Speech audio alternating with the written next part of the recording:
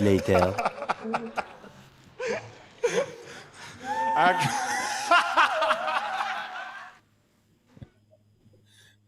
Thought that'd be a good beginning. Yo, yo, yo, yo, and a yo, yo, too. Who we got here?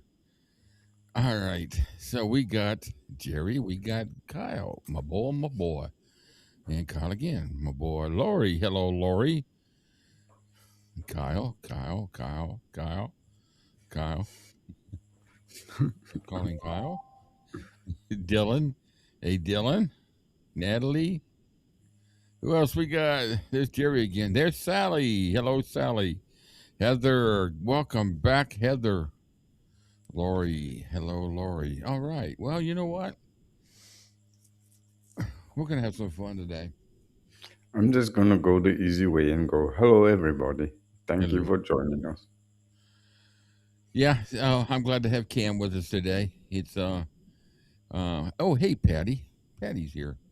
Remember everybody, we're playing Patty's top her not top, but her I don't know, I can't say they're the top, but she picked a really great list of songs for our Friday shows. So stop by the radio show and take a listen on Blue Moon Radio with Cam and Rick. Rick and Cam. Cam Rick. Cam Rick. Rickham? Cam. Okay. Yeah. Trust me, I've had no gummies. All right. Uh, So it's been an interesting day. I've been posting some short videos, some cool ones. You guys have been responding real well. First one got like it was up to like 4,000 views. That's cool. well, well, hey Charlie, thanks for listening. Hope you feel better. Oh, Charlie's in the house. No, he's listening, but he's not doing too good today. Oh, okay. Well, we'll see if we can perk you up. Elvis Chick is here, and there's Natalie. So, anyways, we got 22 people. That's cool. Wednesday afternoon, 2 o'clock in the afternoon, and there's probably some people out there listening in, and some people that are spying. Spying. You never know what's on the other side. It's out there. All right, I want to clear up one thing real quick. I put this up. I'm going to take 30 seconds. Then we're going to move on. Something came out and something was said. It's not true, and I'm just going to clear that up right here and now. So in somebody's live yesterday, they made the bold faced lie claim that I sent an email to them bullying them with vile and hateful things. No, not true. Not true. Not true. Show the email, post it. I want to see this email that you're lying to your followers about. Okay, that's done. Thank you very much.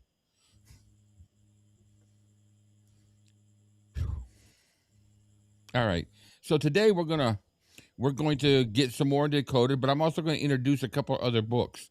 Um, we got a book that was I think I told you all that of course everybody knows that we've been searching for the key is dead, and fortunately somebody sent that to me, and I need to make sure I could mention she's been on our feet on our lives, but I want to make sure maybe she'll message me and let me know.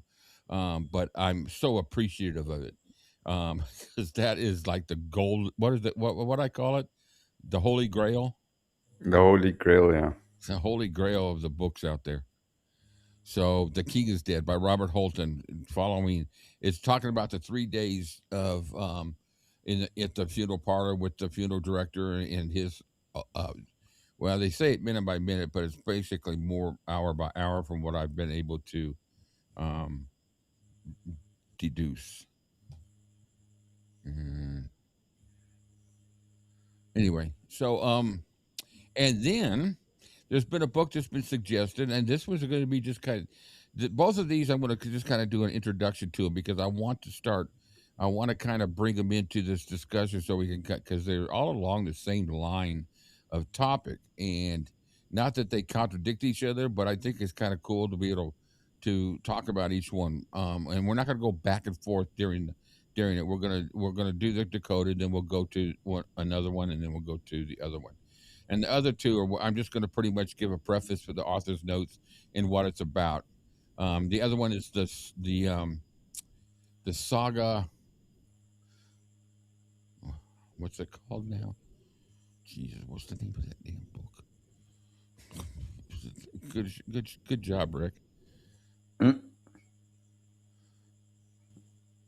Hold on, you guys. I put them in here. I know I put them in here. I know for a fact I put them here. I don't know what's wrong with me lately. Okay, so the strange medical saga of Elvis Presley. That is the book. We're going to get into that a little bit. Thank you, Kyle. And then, of course, we're discussing Decoded, and we're discussing The King is Dead. Um, and it's going to be fun. I'm going to enjoy this conversation today. We are actually getting very, very, very close to page 100 in Decoded, which would be put us about a little less than a third of the way through. But we've had some great discussions. I really don't have any other news. I just want to get into the books. Start. So what I've done is I've taken a couple of the other chapters and I've gone and I've paraphrased them. I've pretty much rewritten and I've done some of it with the help of ChatGPT, but I've restructured it so it's not like we're reading the book anymore. We're just going to be talking about it. So I think that'll help us out a lot. Oh, good. We finally, yeah, we're past the color of pajamas for now. What were they, gold or what were they? It was either Blue, gold or green. blue or green, a gold top, and a book somewhere. Which book? Where was it? It's just amazing. So let me get back to our screen share, and we are at the topic. We're almost to chapter 7. Um, but right now we're going to be talking about the ambulance footage.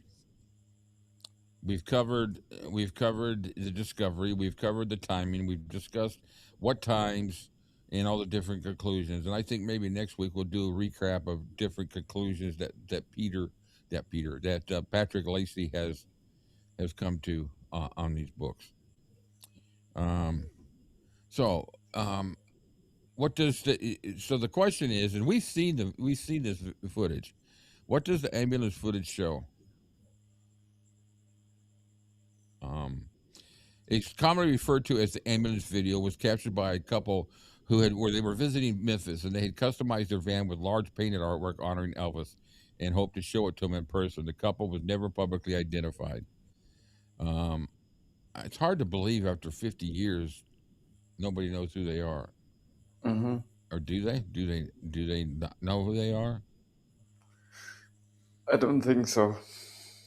I'm gonna see if I still got it in here real quick, guys. I might have uploaded that. Might have been a video from the internet, right? Somebody's got a link to that. Send it to me. We'll watch it again since we're talking about it. Um, so, anyways, according to the individual who later sold the footage, in a photo like this, the couple, they were from Minnesota. They had their van all decorated with Elvis themes all outside. They drove to Graceland, hoping Elvis might come outside, view the artwork, and possibly take some photographs and even sign something. While they were there, while the wife operated the camera, the husband remained in the van. He spoke. He was speaking with a security guard, asking whether the house could be contacted to see if Elvis would be willing to come down to the gate. Hey, Brent, welcome aboard. Okay, cool. Okay, he's got the. Let me get to this one section. So while she operated the camera, the husband remained inside the van. He spoke with a security guard. Asked, okay, I said that. Shortly after the van was repositioned, um, because they wanted to have him move it so it wouldn't block traffic. Security suddenly received an urgent request to clear the entrance. At the time, the couple did not realize the emergency involved Elvis himself. They assumed that a relative, perhaps his aunt or grandmother, had fallen ill. So let's do this. Let me get to the. Where's the comments? All right. So he's got it in here, right? Jeez, we've already got a bunch of. All right, I don't know if I want to. Oh, you know what? I'll have to go to this right here to get it. Okay. All right, so this is a 7-minute video. So let's watch this again. What do you think? You want to see it again, Cam? Yeah, we can do it. All right. So let me take this. Let me take this one out, and I'm gonna put this one in. I might have to take a second to set it up. Yes, I am. So ambulance leaving.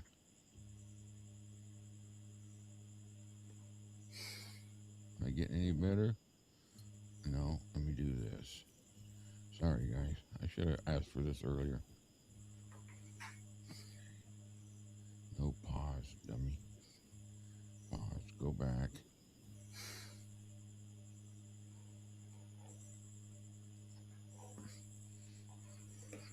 Oh, you know what? Let's just do this. I'm just gonna fit it to the screen. That looks better, huh? Yeah. Okay. Let me get rid of his comment because it's on the screen. Yeah, it's gonna take some time today. I'm not as.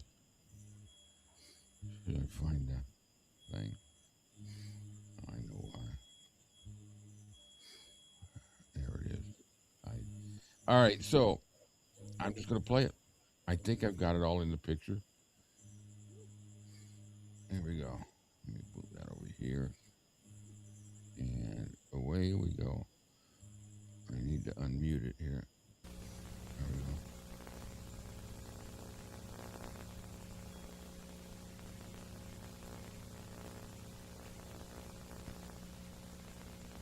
Now see, that's their van, I guess.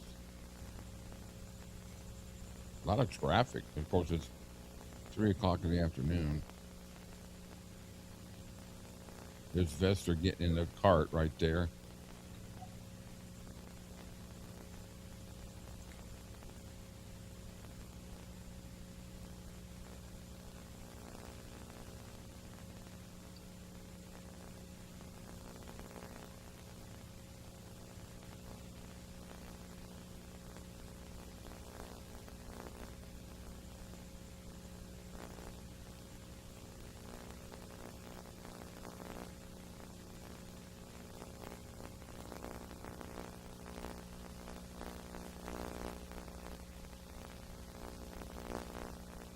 That's those stores right across the street.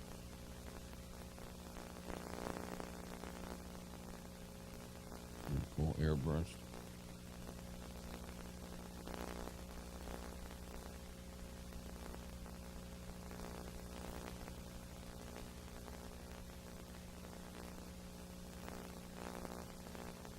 It'd be cool if somebody can yank this and enhance it some, you know. The technology they have today, I think they'd be able to clean it up a little bit, you know.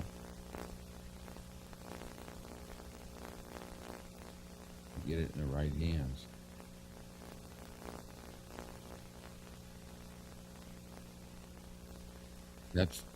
Supposedly that's Dr. Nick. We'll read about it in a minute, but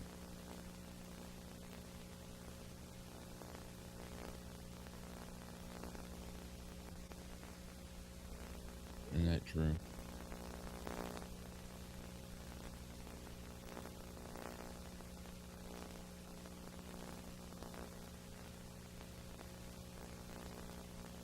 Now you can see the M now right there in front of the door. There goes it's pulling forward.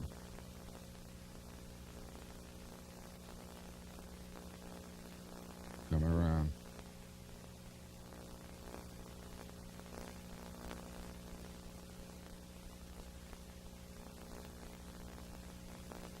Going right.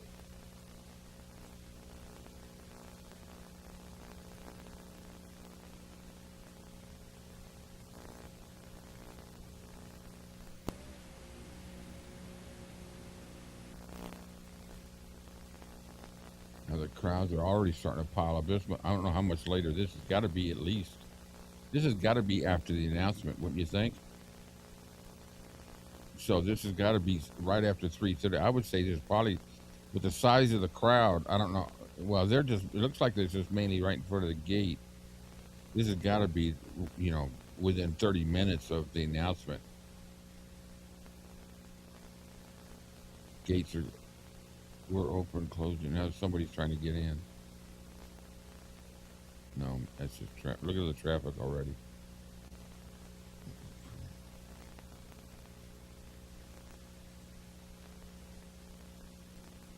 It's kind of eerie watching this to think that this was on tape.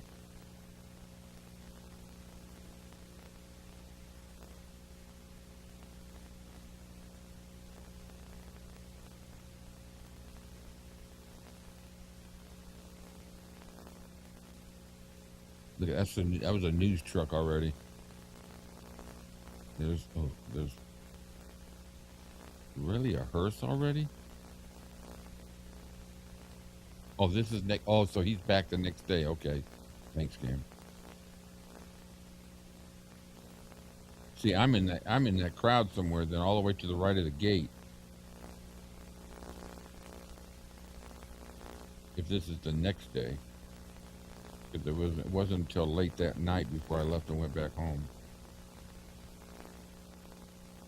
But I was at a spot where I couldn't see that hearse until I went into the gates.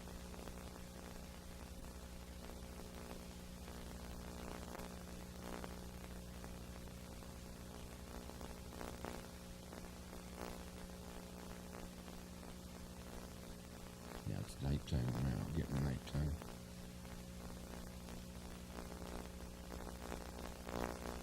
I think that's great.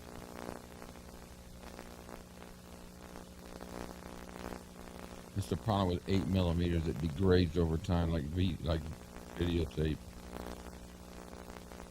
You don't get it digitized right away, which you can't. You couldn't back in those days.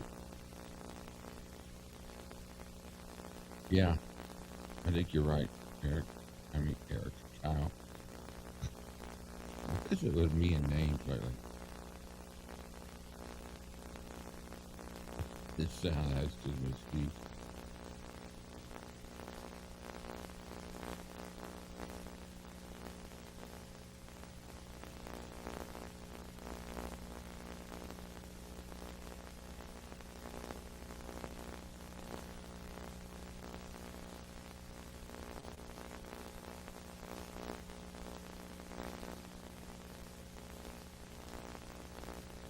I wonder if these people actually stayed for the, you know,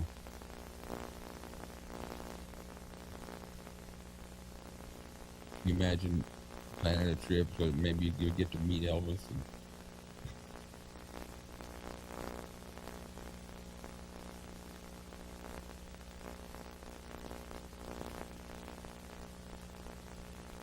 you know, 45 seconds left on this thing. That's at the, oh, hard to,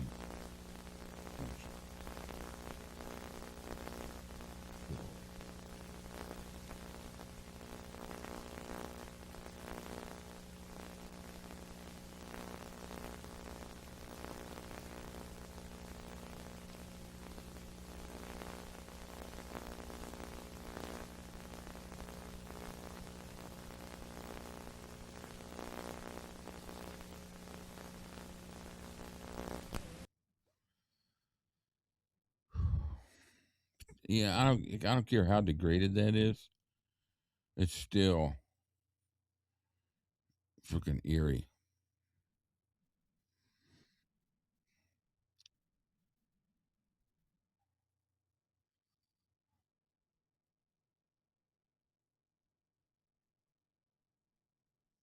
You know, let me get the book back in there.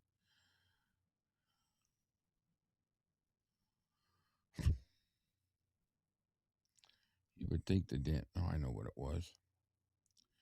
Give me a second, folks. I'm sorry.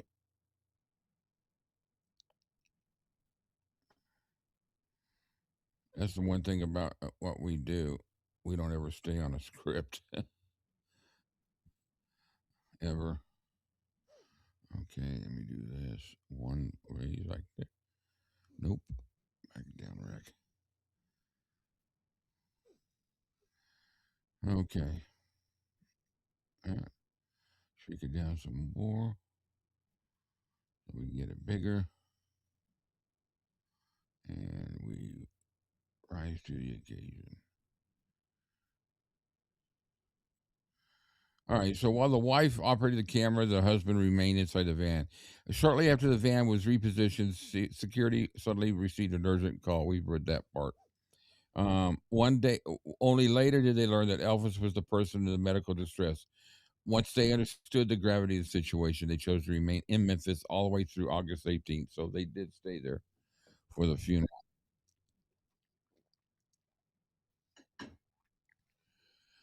Before turning our attention to the ambulance video itself, it is important to acknowledge major limitation. There is no proof that the footage was recorded on August 16th, 1977. In reality, without direct access to the original recording, its authenticity can never be absolutely verified.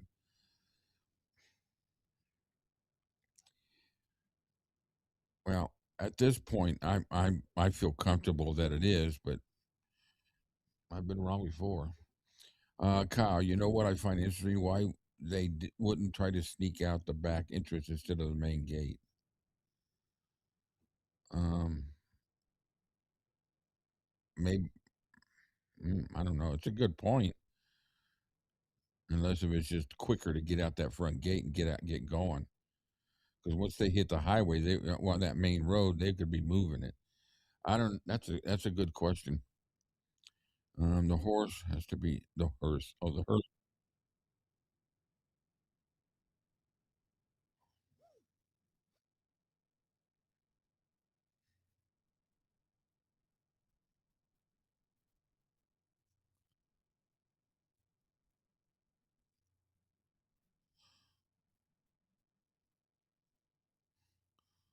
Yeah, I think private wise it would have been easier, but I think I mean would have been better for less people. But I don't know how many people were there. Could have been people back there too saying, "Hey, they're going to go out the back gate." You never know. I don't know. That's a good question. But from what I see on the camera, they got out pretty quick, anyways.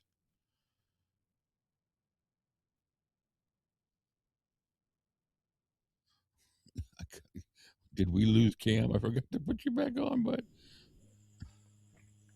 he's back. Sorry, guys. You got your camera off, right? Okay. Yeah. So the individuals who filmed the video have chosen to remain anonymous. Cam has scappered.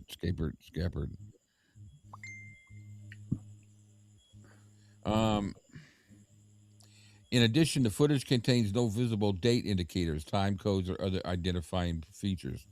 Well, I always turn those off. When I had my 8 millimeter, I didn't want those things on the screen when I was videoing. I always had those off.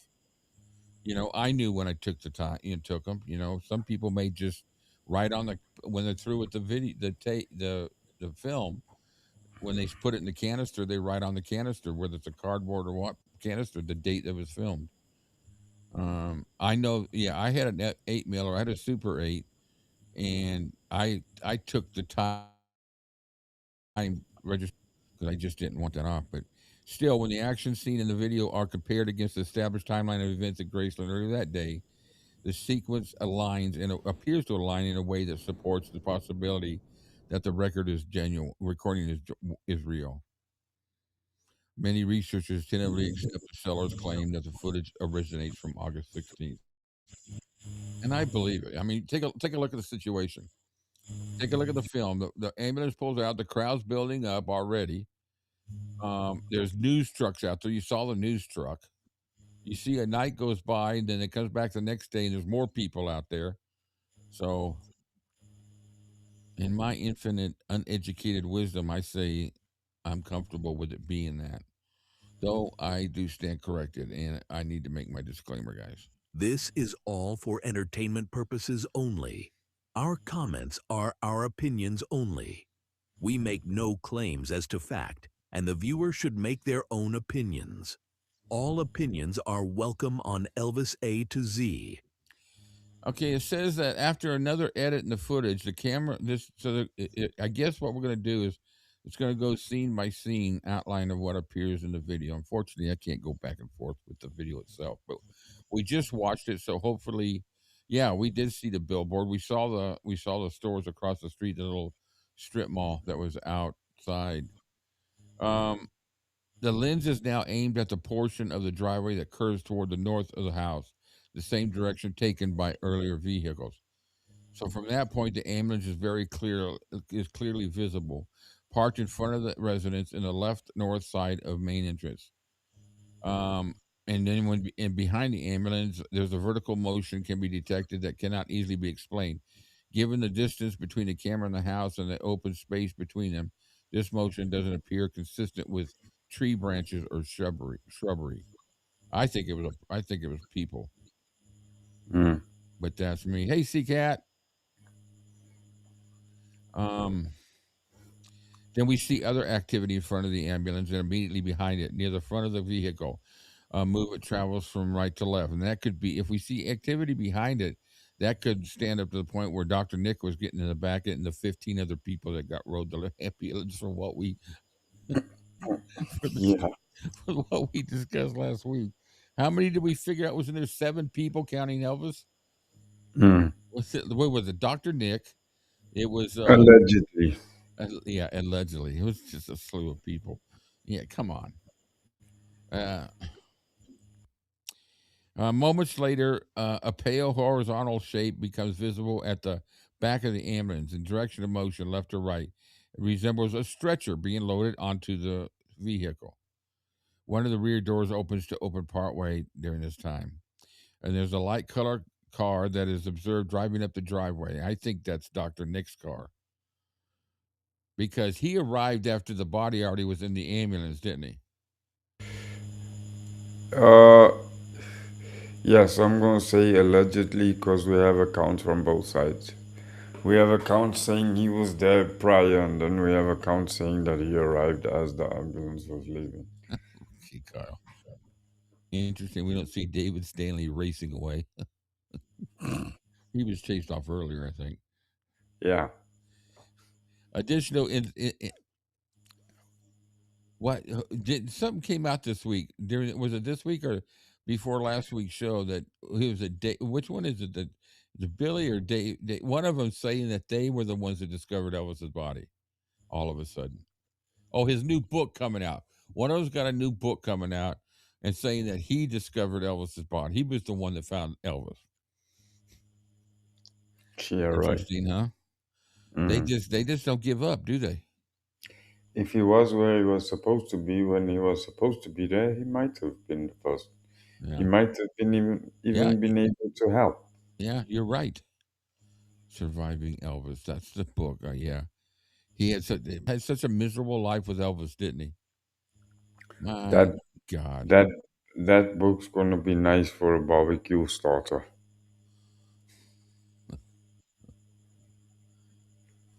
And so past so a light colored car is then observed driving up the driveway.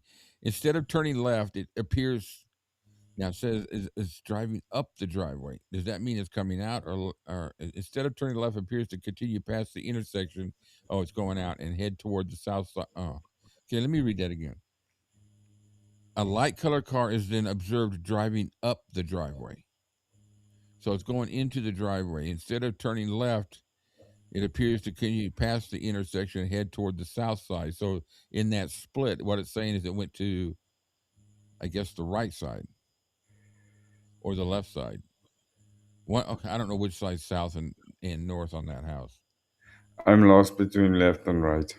So when the car reaches the split in the driveway, there is an abrupt cut in the footage and the vehicle is no longer visible. There's more movement that can be seen in the area around the ambulance, though the exact nature of this activity cannot be determined from the available footage. The and then the rear door of the ambulance is then seen closing. This moment may correspond with Dr. Nick entering the back of the ambulance. Then, after just a few seconds, the ambulance begins moving, traveling down the right hand branch of the driveway toward the front. So it sounds to me like that the normal, which we've seen in videos of Elvis when they come to Graceland, when the split came up, they would always go to the right. But this car that they're talking about went to the left, and that's obviously to keep from blocking the ambulance from getting out because of the way it was faced to go out. Mm-hmm. Which is going to your point. We're saying having to back up and all that shit. Mm. Um, Exits Graceland, turns north, so that's right. So the north is, if you're looking at Graceland, north is to the left and south is to the right. Now I know. It exits Graceland, turns north onto EPB, and head into the direction of Baptist Memorial Hospital. And then another edit happens. The camera is now positioned farther south, angled toward the left side of the driveway. That curves toward the north side of the house, the same area where the earlier vehicle turned. From his perspective, the ambulance is once again visible, parked in front of the residence on the left north side of the main entrance. I wonder if there were cars in the driveway and if the ambulance had to drive on the grass. No, I doubt it. I don't think there were any cars in the driveway. That's quite a high curb to go up, so they wouldn't have no, they wouldn't have driven on the up the curve onto the grass. There weren't cars in the driveway. I would also hope that they would have the intelligence that when they call the ambulance, they make sure the driveways were clear. Yeah, Because as many times as they've had the ambulance come to that house, I think they at least had a plan for quote unquote. quote unquote. Well, where did Doctor Nick park? He went down to the left side. Yeah, he parked behind the He ambulance. parked behind the ambulance. So the ambulance came in. He came in the same direction as the ambulance. His car was parked right behind the ambulance in front of the house, and he got out. I'm sure that they moved his car later, but he so because that one car coming in, I'm assuming is Dr. Nick, in it pulled in because there was really no other cars that came in at that time, right after the ambulance that we know of, and so everybody else was already there. Um, it went split to the left, went around, pulled behind the ambulance. Dr. Nick got out of it and got into the ambulance, and then the ambulance went to the south side and came on around. Um, Behind the ambulance, an upright motion can be observed that cannot be given the distance between the camera and the house and the lack of nearby vegetation in the space. This movement doesn't seem to be caused by tree or bushes. I know I read that before. Activities visible both in front of the ambulance and directly behind it. Near the front of the vehicle, movement travels from right to left, possibly consistent with emergency personnel guiding a stretcher toward the rear. Then a faint light colored horizontal shape then appears at the back of the ambulance. Its motion from left to right resembles the placement of a stretcher into the vehicle. One of the rear doors seems to open partially during the process. So this is all on video. Them putting him in. It's a shame that HD didn't. Well, I don't know. Is it a shame? Would in one aspect, I'm glad we got this video. In one aspect, I don't want it. Mm. It's just like not wanting to go. To me, it's not. I don't want to go into his bedroom ever. I have no desire to tour his bedroom, and it's just like I don't want to see him. I just, anyway. I think for me personally, I think what we got's enough for me to see. I think it would be hard to see in high def the whole process, Mm. and I don't know, and that's just me. That's only me. Um, Yeah, Additionally, oh, go ahead, they Ken. might have. They might have. Cal says he wonders if there's footage from the Graceland camps. They might have, but if they do, it'll never come out. They'll never say yes, they do have it. Yeah, I think. Yeah, one of two things that my gut feeling is they destroyed the video.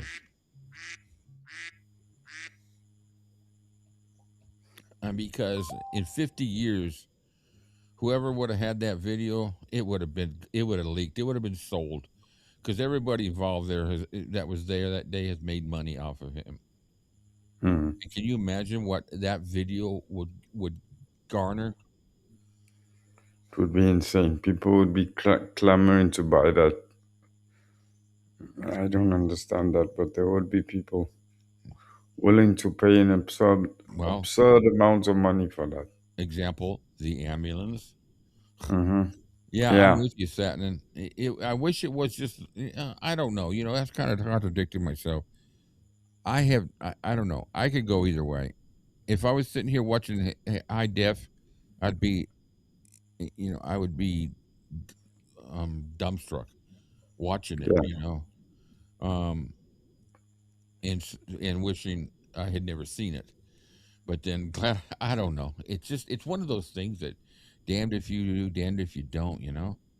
yeah, The couple must have been so sad and shocked about the footage. Also, the couple are probably passed in themselves now. Yeah, well, yeah. I don't know what age they would be if just say they were in their 20s. They wouldn't be much older than me because I was 19 when he passed. Um, so they would either be in their 70s or 80s or 90s by now. Yeah, yeah. I don't know. Actually, you know what? Maybe I read that they have passed. I don't know. The rear door of the ambulance is then observed shutting. This moment may coincide with Dr. Nick. We read that. Once it leaves Grayson property, the ambulance turns north to the right on, and we read that too, didn't we? yeah. Notably, the vehicle does not seem to be traveling in a particular high speed, nor does a departure convey the same level of urgency as the ambulance that was in the movie This Is Elvis. But I don't know if that's a caution because of the people that were standing out there. Cars Hmm. were out there. You saw the traffic. Traffic was moving. Yeah, there was a lot of traffic out there. And plus two, you take a turn to the right that fast, everybody in the back's moving around. Yeah, So and also bearing in mind, under no under normal circumstances, they would have stopped when they came out to drive. A regular car would stop because you would have to because of the traffic. yeah, But in that instance, they also have to keep moving that ambulance to get it out and hope to hell that they're not in the way of any oncoming vehicle. Because can you imagine the shitstorm that would have exploded if that ambulance had to stop and wait for a vehicle to pass before they could get into the line of traffic? It would have been fucking absolute mayhem. mm, a good point. Let me catch it. I'm gonna see if I get. I gotta try to remember to keep up with this. I'm 35 comments behind. I agree, Rick, about Elvis. I have no desire to see his bedroom too. Elvis deserves some privacy. I'm sure they were shocked. Yeah, I have no desire to hear the 911 call either. Um, and you know what? I don't fault anybody that wants to hear it. It's just a preference for me. I don't think negatively of it. Um, the only thing I do think negative is bringing that ambulance out for people to pay to see. Yeah, that's just I just, in bad taste. yeah, I think it's just a bad taste. Um, so the next question is, who might have been driving the first and third vehicles, assuming that David Stanley was in the 280Z? Yeah, pictures are different than walking into the room. Much different. Judging by the timing of the third car's appearance, along with what seems to be an individual entering the rear of the ambulance, it is possible that this vehicle was driven by Dr. Nick. The car continues beyond the driveway split rather than turning left, which suggests the driver may have parked near the ambulance itself. Even so, the footage does not indicate that the ambulance had difficulty maneuvering around any parked vehicle. Yeah, C-Cat has a good point. Forgot about that. Person at There's a car part. gate. Oh. There's a possibility Uncle Vesta could have stopped the traffic. Yeah.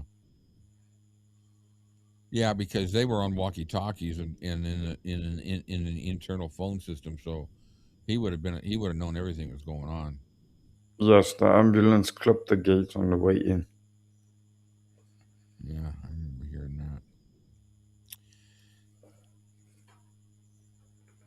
The first vehicle appears to enter. Did I read that part? No. The first vehicle appears to enter after the ambulance is already in front of the house. Its brief hesitation and change in direction imply that the driver was aware of the ambulance's presence and adjusted accordingly, possibly indicating prior knowledge that a medical emergency was underway. Hence, I think that is. So if we accept that Stanley and Dr. Nick were responsible for the two of the three vehicles, and the other known individuals present at the time are already accounted for, such as Vernon and Patsy in the office area, Joe Esposito, Charlie Hodge, and Al Strada inside the house, then one driver remains unidentified. Could that be Stanley's friend? None of the individuals known to have been at Graceland during the critical window have publicly stated that they have arrived by car between 2:33 and 2:47, leaving the identity of the first driver unresolved. So that's a car that arrived, not left. Yeah. So that wouldn't be Stanley's friend.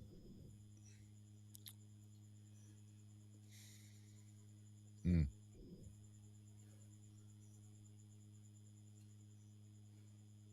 But I tell you one thing, I in my just from what I've read in this, I think it does at least somewhat answer the time frame, even though they don't know exactly when this was recorded.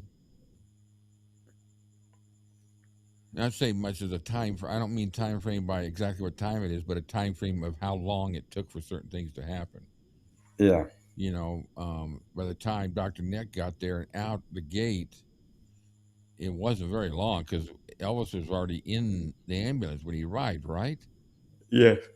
So he just got out of his car and went right in, right behind the stretcher. And yeah, Elvis was in there, so he didn't see the stretcher go in. Is that what you get out of it? Yes. That's how I know it. Charlie went to the hospital. Charlie was at the house when it happened, but I think he headed out towards the hospital when the ambulance left. I think. Yeah. And Unless there is some plausibility of truth to say that he might have rode in the ambulance. yeah, if he rode in the ambulance, which I wouldn't be surprised if he did, but I still don't see how seven people. I can't remember. Well, Elvis was one, so you're talking about six other people. Dr. Nick, the ambulance medical technician. So who are the other four? Five. Charlie. I can't remember who they were now. Um, Because as I have it, Charlie and Joe were two of the people that helped carry him downstairs. yeah. And then, of course, you had the other two medical people, so that's four. They said, yeah, that would make, yeah, they said that sounds about right because they said they were about 4 or 5 people that had to carry him down. Now they would have had to carry him down without the stretcher, wouldn't they have? I don't think they No, took the stretcher upstairs. no, They Charlie said they carried him downstairs on the stretcher and they had trouble because that angle coming down the first yeah. step, turning towards the staircase was a bit tight. Well, if they They did had, have him in the stretcher, which I would think so now, is what you say and what Charlie said, then it would have been probably easier to get him down the steps because they would have put those legs up, and with the man, they would have had people behind and front sliding it down the steps, yes, step by step, instead of trying to carry that stretcher. So that yes, would have been probably about the easiest part, getting all the way down to the foyer, mm, and then coming out the steps on the front would have been on the stretcher because those. Shut up. Wow. And you know what? I don't care if you're 200 pounds, 300 pounds. Dead weight is the same between the two almost. Yeah. So we're on now. It's on chapter 7, August 16th, 1977. The death of Elvis Presley and associated events. He was declared dead at 3:30 p.m. When did he actually die? Well, according to this, it can't be established exactly, but from what the discussions and what we've read here so far, it seems to be somewhere between 9 and 11:30 a.m. Mm. because Nancy saw him just before 9 a.m. Right? Asked him if he wanted something to eat. Is that was it a little bit earlier than that On Delta. at Delta? But when he came in the house, like in oh wait, when he came from Rackaballs, when she asked if he wanted something to eat. Yes. Yeah, he would have been deceased for an estimated 3 to 5 hours before his body was discovered. And given that he was in rigor mortis, that makes a whole lot of sense. And many professional assessments support this time frame. Dr. Nick said that Elvis had likely been dead for about 3 hours at the time he was found. Billy Smith later stated that Dr. Nick believed Elvis may have died close to 11 a.m., which is 3 to 3.5 hours. Yeah. The physicians at BMH, based on postmortem, suggested that death could have occurred as early as 9 a.m. Okay, now let's get to Dick Grove here. Um, what do we got? I'm looking at the comments here. I'm behind. The comments fly, man. Yeah. Um, oh, good lord, I'm way that far back. Joe was in Because the on, hospital, announced he had passed, but couldn't do it. Yeah, he also, yeah, that's the one where he evidently mistakenly said that they found him in the bedroom. That one first news report with him and Charlie. yeah. Joe Smith arrived afterwards. She had been out shopping. If not, she would have met the ambulance in the driveway. All right, Dick Grove has argued that Ginger Alden claimed Elvis collapsed sometime in the early afternoon. However, the medical estimates outlined above place Elvis's death well before noon. The timing undermines Grove's assertion that a noise reportedly heard by Alden or kitchen staff between noon and 1:15 was connected to Elvis's collapse. And if the medical assessments are correct, those later sounds would be unrelated to his moment of death. So the summary here is the most reasonable conclusion, based on all this information, is they can as close as they can get is between 9 and 11:30 a.m. Yeah.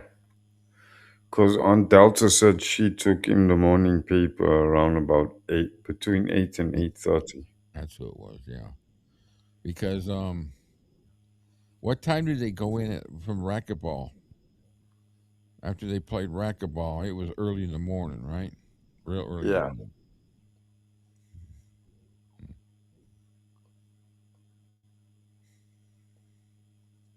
Uh, Lisa said it was about 5 in the morning. Because she said she was still awake and he reprimanded her for still being awake. And then he tucked her into bed and kissed her goodnight and left. She said, but she didn't know that at some stage later he came back Mm. to check on her.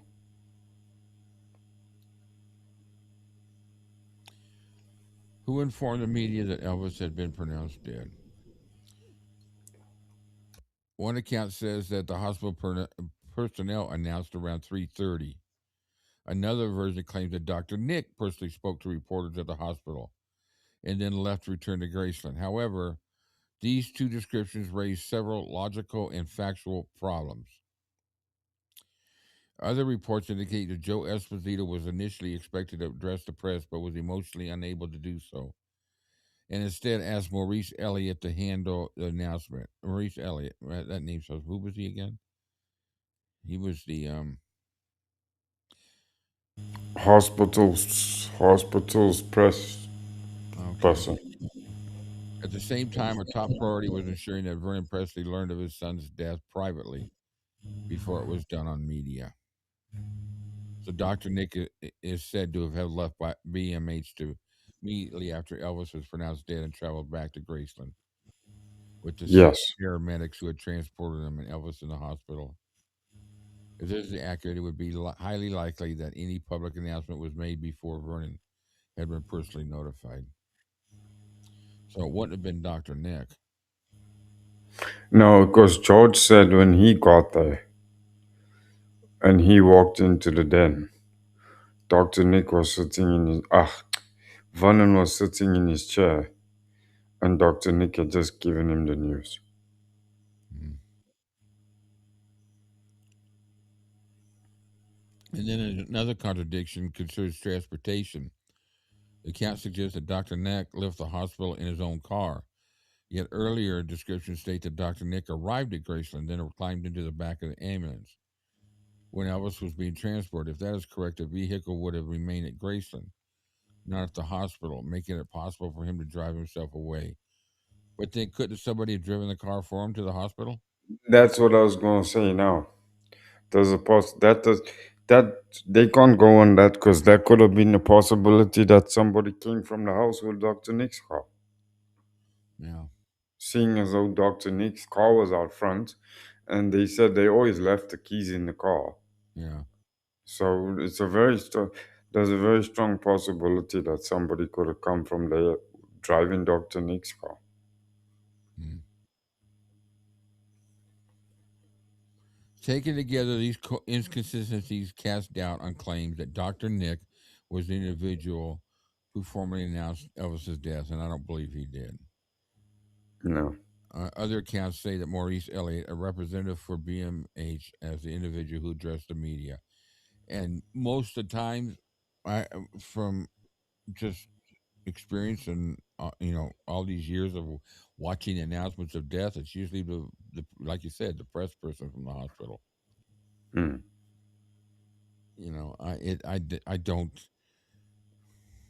I personally don't remember hearing of somebody that was famous or that having their passing announced by anybody other than if it was happening at the hospital or when the house, it would always be a representative from the hospital. Yeah. One source says that Elliot conducted a press briefing at the hospital. Another says he stepped forward and, without prepared remarks, confirmed to the assembled reporters that Elvis Aaron Presley had died at the age of 42. So his conclusion on this whole is that the most consistent evidence indicates that it was Maurice Elliott, the person who formally made the announcement. Mm. And I thought we just answered this. Who informed Vernon Presley of Elvis's passing? Dr. Nick is generally identified as the person. Mm. When was Vernon given the information? Yes, yeah, Laurie, I, uh, I seriously can't recall. You know, I know that the announcement to the world when JFK was passed was obviously on the news, but the official announcement came from the hospital.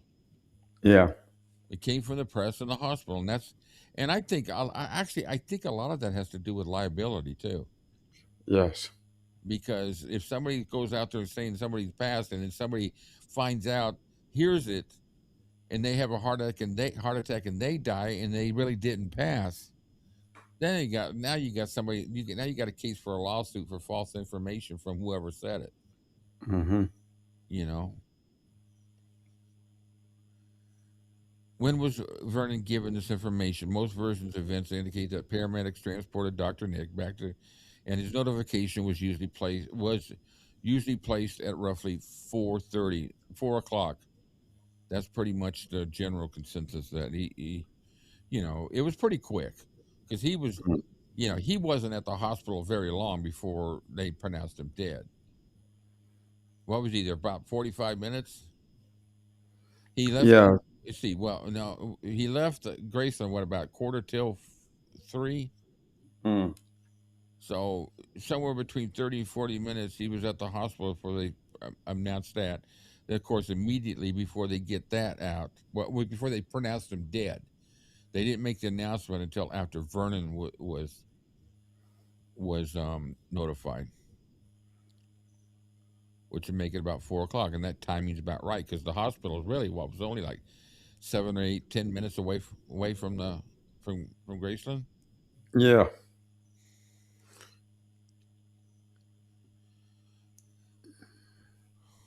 Where are we at here? Um, Billy Smith arrived on his motorcycle at the hospital. Yeah, Joe couldn't do it. I couldn't do it. I wouldn't have been able to do it.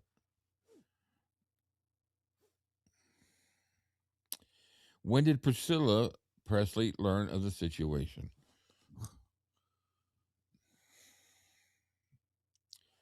Y'all seen that information? It's kind of a side note.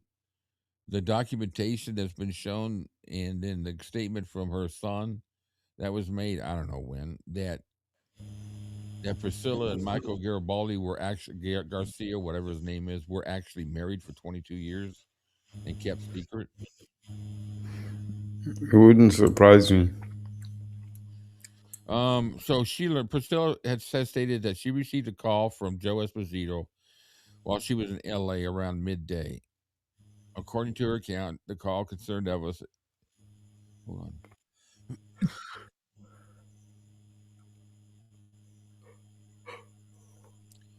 The call concerned Elvis being taken to the hospital, not confirmation of the death. In her memoir, she describes having been on her way to meet her sister when she encountered her standing alone, Melrose Avenue, visibly worried. Her sister explained that their father had just phoned saying Joe had been trying to reach Priscilla urgently about Elvis being hospitalized. I don't take a word that woman says, anyways. No. um, it couldn't have been midday. Well, she was in L.A. She was 2 hours behind Memphis. So I don't know. I don't know how long it would have been before they called her. She definitely would have been on my top of the list to call right away. But yeah, that's just um, when it comes to her, I don't have a heart. Hello, Natalie. A timeline consistent. Hey, oh, I know. You see my headphones on. Hey, buddy, here you go. There you go. You want one? There you go. Headphones on. Dog treats. Um.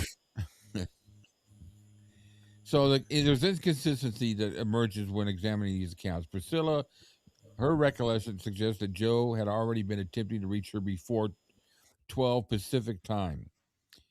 If that was 12 before, which would be 2 o'clock, so that doesn't work. So who was said that? Satin? Yeah, it couldn't have been midday, which to me midday is noon. That's how I look at it. Yeah. This places Joe's initial outreach well ahead of Elvis being actually pronounced dead, and not even at the hospital. No. In fact, not even, well, just been discovered. Yeah, Helen, commenting on my comment about her being married. Not much money in the name Garibaldi Garcia, Rick. Does he like being a Presley? Ain't that the truth? Just think of all the people who I don't know who I was talking to, but or maybe it was in the last live we did, I did, or we did. about just when you start counting your fingers, counting on your fingers, the people that have crawled out of underneath rocks, slithered out underneath rocks when Lisa died. Yeah, And it's all of a crazy. sudden they're in the news again and they're pushing. You got Priscilla, you got Ginger, you got Stanley. How many Stanleys are there? Are they both out there doing this shit? You got Larry Geller writing another book. You got who else we got out there? Donna, Miss Pritchett. You got, and these are people that were in their inner circle. Allegedly. Allegedly, yeah. The cha-cha-ching girls, the cha-ching girls. Yeah, you're right. Um, so if Joe was the one that contacted Priscilla's father, that implies a sequence in which he first tried Priscilla directly, failed to reach her, then turned to her father, who contacted Michelle to relay the message. This chain of communications would push Joe's earliest call attempt even earlier than Priscilla's stated time. That's a good point. That was my cue. I no, we're not. I thought about it, but it doesn't fit in right now. Joe ultimately contacted Priscilla's father, and then applies a sequel. Okay, so that's a great statement, right? That's a good point right there. If all those processes went to it was in, and she says she heard it at midday, those phone calls had to have been started at 11 o'clock at the earliest. Hmm. Trying to, or maybe 30 minutes before, whatever. It still doesn't fit in the time frame. You know, crazy. Charlie confirms that it was in fact Maurice Elliott who made the announcement at the hospital. It's in Dr. Nick's book. I got to read his book. I haven't read his book. Another point of curiosity is the content of the message that traveled through the chain. So Michelle, Priscilla's sister, originating from their father, was that Joe was trying to reach Priscilla about something regarding Elvis being in the hospital, not that he had died. So here's the questions we get now. Did Joe avoid stating the full gravity of the situation? Did Priscilla's father ask for clarification? If Michelle was at home and had access to a phone, why did she not attempt to call Joe directly or contact Graceland or the hospital? Those are some good questions. Now, a different version is given by Joe. Surprise, surprise. In his memoir, he says he phoned Priscilla's residence shortly after Elvis had been officially pronounced dead, likely between 3:30 and 4 Memphis time. That would be 1:30 to 2 in LA. So according to Joe, Michelle answered and said Priscilla was not home but expected back shortly. Says he chose not to disclose what had happened. Within a few minutes, Priscilla returned the call, at which point Joe informed her that Elvis had died. So if he called between 3:30 and 4, then she didn't know until between 1:30 and 2.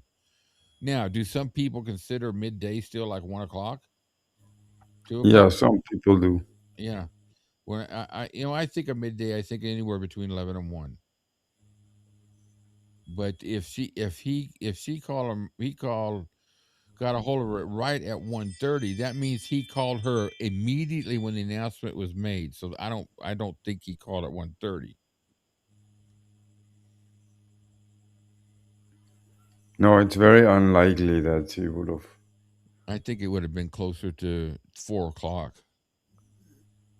So that would mean she would have gotten the call around 2. Anyway, we know that she's not very good on details. One interview can have 4 different conclusions.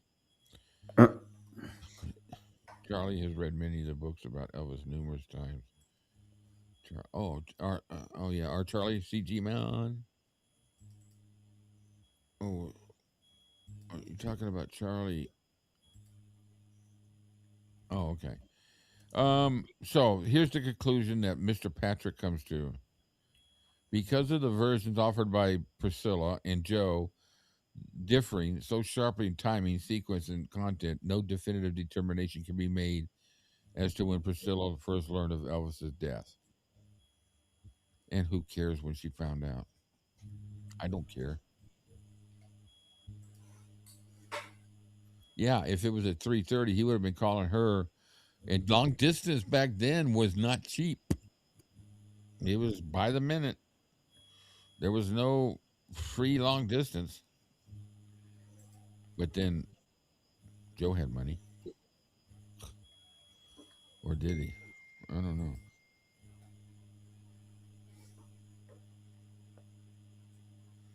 Oh, okay, cool. Was that a book? Yeah. Oh, cool. We'll have to pull that out for next week, huh?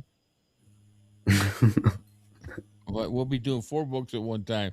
We got so many freaking books. We're gonna have to do a series here in one episode. So from the 3 o'clock to 4 o'clock hour, we'll be doing this book. From the 4 o'clock to 5 o'clock hour, we'll be doing the next one. By the time we get out of here, it'll be I don't know, 10 o'clock news. So when did Elvis his band members learn of his death? This is all interesting because they tell some great stories of they've always held true to the stories they've told. Hmm. James and Ronnie and all of them. They just so several there's different recollections complicate efforts to establish a single reliable timeline. 3 primary accounts appear in Elvis Up Close. Um, Mary Jarvis, guess who that is? Miss Felton Jarvis's wife. Sorry, Mrs. that goes to a different series that we do. Okay, I shouldn't do that. Not no, this is a serious time. Felton's our buddy.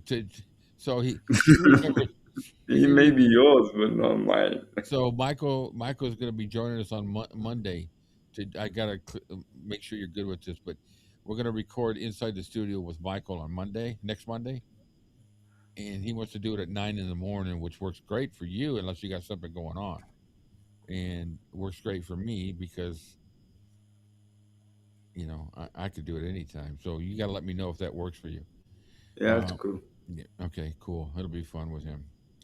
Um, so anyway, she's driving Felton to the airport where a tour aircraft was scheduled to collect the so-called Nashville group. While heading home, she reportedly heard a radio bulletin announcing Elvis's death.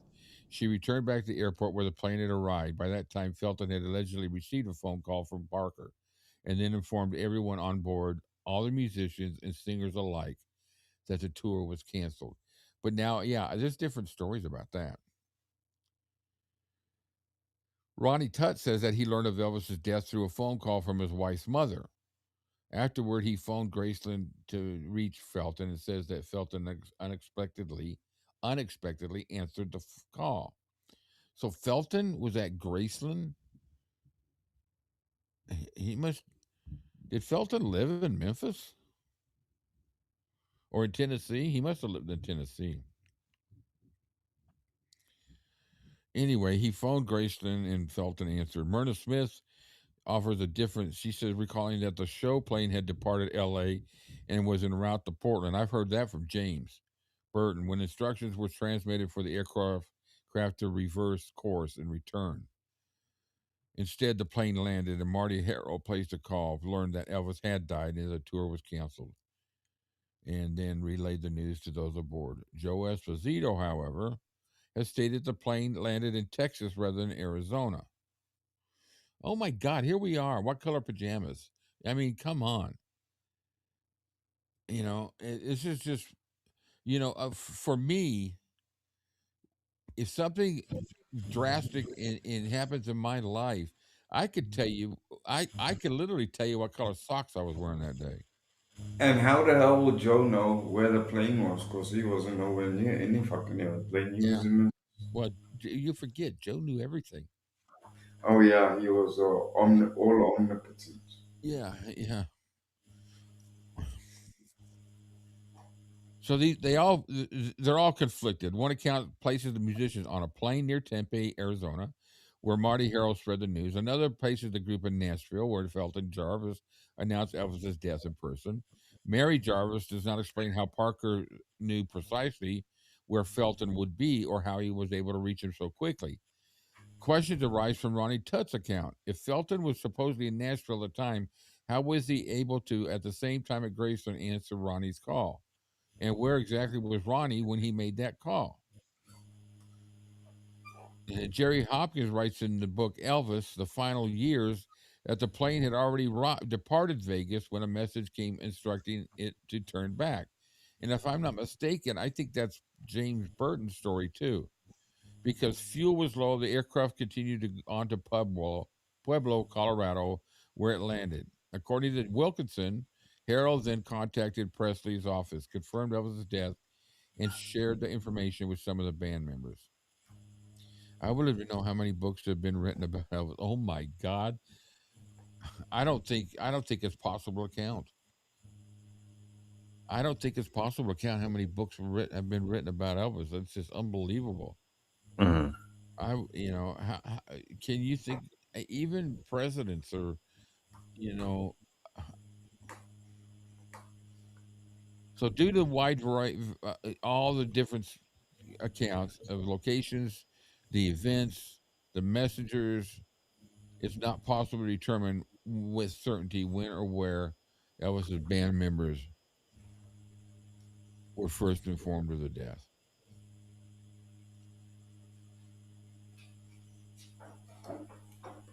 James, I've heard James tell the story 3 or 4 different times, and Charlie's right.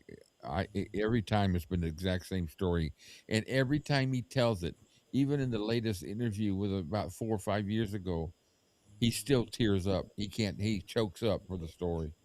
Mm.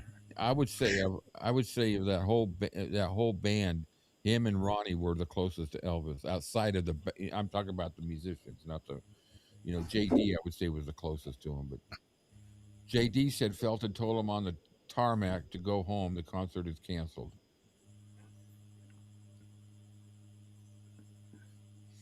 Now they weren't all in the same place when they were headed outward. They were because they were off from the June tour.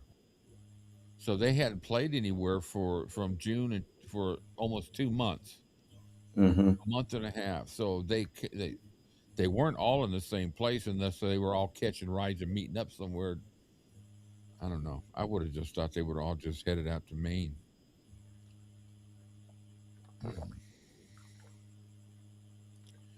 So who authorized the autopsy? Well, Vernon asked for it. Vernon Presley signed a formal consent document granting BMH permission to conduct an autopsy. Even so, because Elvis's death occurred without a physician in attendance, standard procedure likely would have required an autopsy, regardless of family authorization. Colonel told Lamar rather bluntly. I'd like to, I'd like to see that one. Mm. I would have loved to have been a fly on the wall when Joe called in where Colonel Parker was when Joe called him, just to see what he did, the expression, and what he did immediately after. Mm-hmm. What do you think? I bet you his first thought was, "What do I need to do to lock up, my money machine to keep going?" Well, apparently so. The inference is in that direction because, strangely enough, within 2 days of his passing, all the record stores in the immediate vicinity all had stock. So the logical inference to have been made there is Connor called these people at the pressing plants and said, double your productivity. Yeah. Hold on a second. I got to reply to this.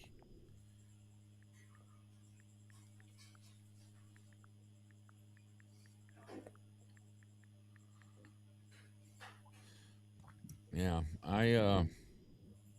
Now I've heard, I've, you know, supposedly since he ordered it, He's the only one. Its families are the only ones that can have it unsealed. Uh, That's what I hear and what I've been told. That's what Sally said, and that's what I've also heard it from other people. That since he owned that autopsy because he paid for it and had it done, whether the yes, hospital had the right to do it or not for an investigation, there was no investigation.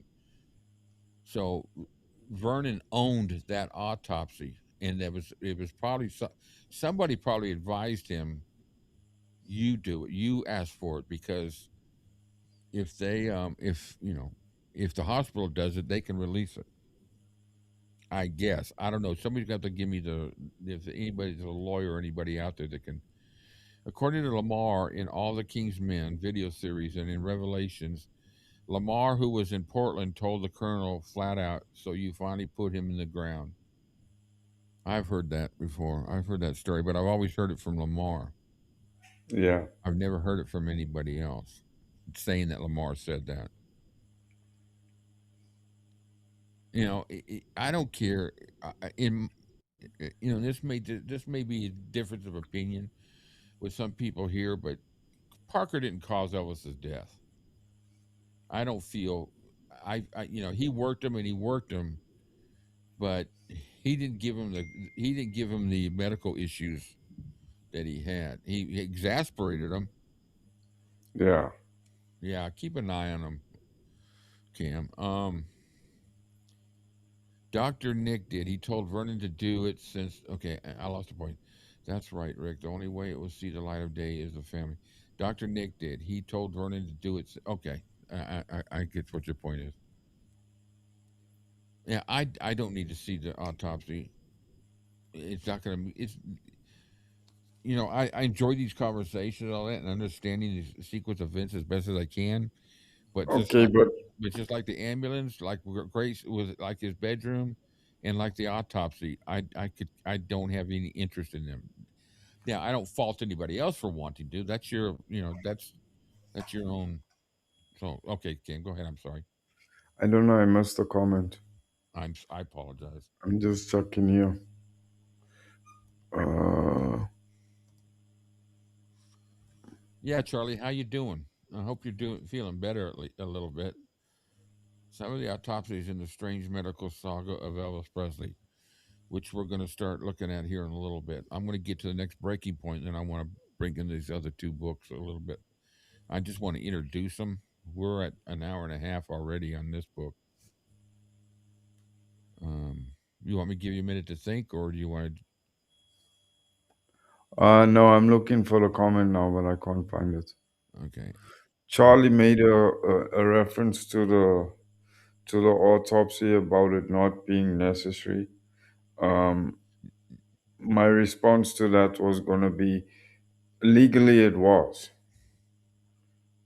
because everything occurred so hush hush and very suspect. Legally it was necessary. But I think because of the legal pull that the Presley family had within Memphis, they were able to I jump that hoop. But legally, they should have conducted a medical examination, and Dan Warlick said that that was regular procedure. Had somebody else died in the same circumstances, a medical examination report or a medical examiner's investigation would have been the norm. It would have been required by law. yeah yeah. Since they didn't do an investigation, they had you're right. They had the right to do it if they were going to do an investigation, but since they didn't do it, Yes. they didn't have to legally have to do it, but they had that right to do it if they did an investigation. I think is But how it's put. yeah, but Dan Warlick said it should have been done because it was a legality. The thing that caused them to break protocol was the fact that it was Elvis. He said that should never have happened. He said, given the circumstances, the medical examiner's examination should have been done. The scene should have been examined. People should have been questioned. The house should have been locked off by police as a crime scene or as a scene of interest, rather. Yeah. None of that was done. He said so protocols were breached. So now, when and where did the autopsy take place? The postmortem examination was carried out at BMH second floor suite and reportedly began around 7 p.m. Um, everyone has an autopsy. No, everyone doesn't have an autopsy. No, No, autopsies are not required in a lot of incidences. If yeah, no, it's not everyone does not have an autopsy. My dad didn't have an autopsy. My mother no, didn't have an autopsy. My brother didn't have an autopsy, and my son didn't have an autopsy. So that's no. 100%. So that's not correct, Richie boy. Um, who conducted the autopsy? The examination was overseen by Eric Muirhead, chief of pathology at the hospital. Thomas M. Chesney, pathologist. Well, they had four people in there, all from pathology. Oh, five, six, seven, 8 people. Hmm. And that's what makes Dr. Francisco's statement so hair-raisingly pathetic, because at 8 o'clock, when he sat in front of the world's media, he gave a damn statement. And at that point, those pathologists hadn't even finished collecting tissue samples. Yeah, I just read your comments. I'm sorry, Kim. I just read your comment about how you're feeling. So, I'm thinking of you, man. I hope you get some relief soon. I really do. I enjoy having on here, and I really appreciate you joining us too. I know it's got to be difficult. Um, was the Now we're going to get into details. So, um, this is one reason why I make it. I do these on just different format on different lives, because everybody that comes in here knows that there's going to be subject matter that we may not want to hear, or is uncomfortable and detailed. So I try to, when I'm reading these parts, I'm reading them as if I'm just reading of a normal person at first when I read it, and then afterwards I kind of digest it and then throw up. So um Ew. okay, so was the skull open as part of the autopsy? Some assert that an examination of the brain was performed, which would obviously require opening the skull. This step is said to have been taken because no clear cause of death was immediately apparent. Then there's other accounts that dispute this. Robert Holton has written this, and we're going to be getting to that book. So this is why I'm bringing these books in here. We may not get to this point right away because I don't want to jump around in the books. I want to just do them, and I don't want to be doing this and then jump to the next book and come back and back, because obviously, as you can see, I'm not adept at changing from one book to another real quick. So if when we're through here, then we're going to put up the saga one, and we're going to read the forward and what it's about. And each week we're going to cover each book. I think I'll do it in 3 parts for each week, and we might be throwing in a fourth one here. But now that Cam is thrown, but I like even numbers, so that works out pretty good. Um, so other accounts dispute this. Robert Holton has written that no cranial procedure occurred, and that would be coming straight from Doctor Kendall too, no, it wouldn't be coming. He was the funeral director, Doctor Kendall, right? Yeah. But he may know. Has written that no cranial procedure occurred and that the head remained intact, requiring only cosmetic preparation. So here's the conflicting eyewitness statements. Maurice Elliott stated that the skull was open and said he observed the body during the autopsy. Did you see the next line, Cam? Oh my God. Wait a minute. And then Larry Geller stated that no such procedure had been performed and that he viewed Elvis's body afterward at the funeral home. For those of you who know Larry Geller, might make sense. If not, then this contradiction is difficult to reconcile. It's not like some simple thing like did he have a mole on his ass or did he not type of deal, you know? A cranial, I go why I said ass, but a cranial, uh, a cranial autopsy is a major and unmistakable surgical step, making it puzzling that some involved insisted occurred while others insisted did not. Equally troubling is how investigative sources describe detailed discussions with pathologists about a brain examination, while the funeral director, Kendall, reportedly indicated the head had not been opened. Now, he would know bec- Yeah, because he would have done the body preparation for the funeral. yes. And at the same time, they do it so cleverly. They do it with such a small incision that when they pull the skin back over the head after after they've released the cranial cap, they put such fine sutures in there that you would literally have to feel on the head or shave away the hair to see Yeah. the incision point. So here's the conclusion. As with many aspects of the medical record surrounding Elvis's death, credible sources present sharply opposing accounts. At present, the question of whether a cranial autopsy was performed cannot be resolved with certainty, and further research remains necessary. But at this point in time, what further research can you do? Everybody's freaking dead that was involved in that. Basically, aren't all the medical, all the pathologists? Well, I don't know if all the pathologists are dead, but Dr. Kendall has passed. I mean, the funeral director Kendall has passed. Dr. Nick has passed. And those that are still alive are very close to that point, so their might be very hazy. Yeah. Let me see how close I'm to the next chapter. I think I want to stop here and let's pull up because we're at an hour and a half, and I don't want to. So let me do this. I'm going to highlight this as where we're. Okay, that's where we stop on this one. All right. Because it's starting to get into a different area of discussion, anyways. All right, so now I want to pull up something here. Uh, let's pull up The King is Dead. Um,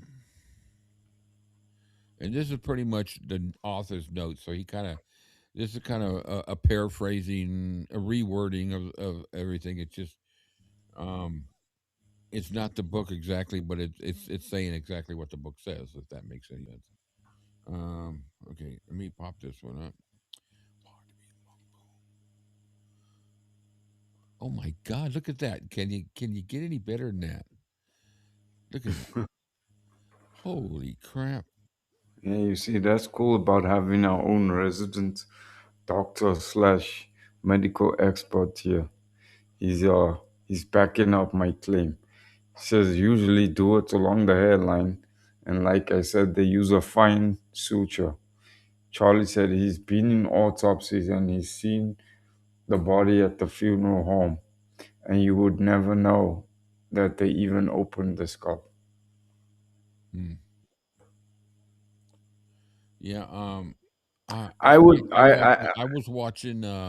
There's this lady that does autopsy. It's a television show. She talks about autopsies and all that, and she has said the same thing. She said, generally, they won't even. You can't even tell that it ever happened.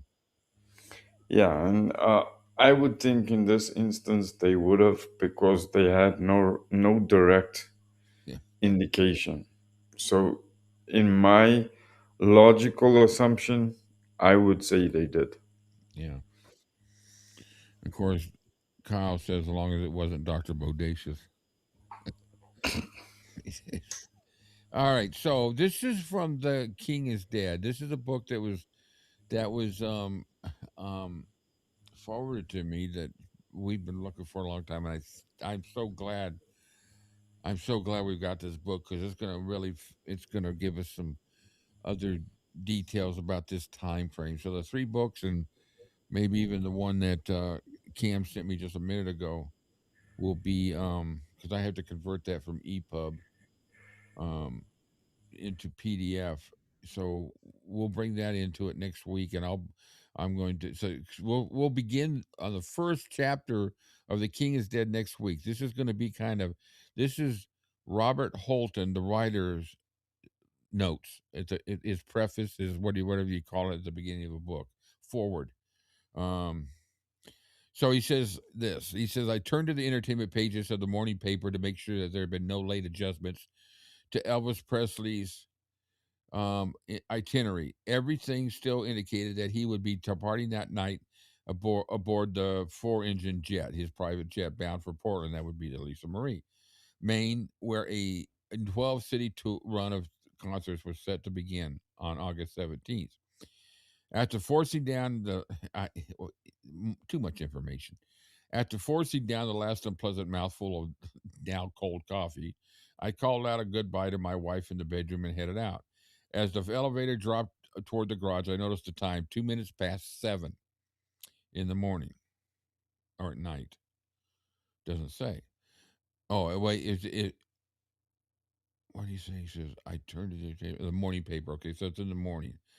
At that very moment, several miles south of our building on the boulevard bearing his name, Elvis was stepping out of the racquetball court on the grounds of his lavish estate, accompanied by his fiancee, Ginger Alden. So he's saying that it was around, did he say 7?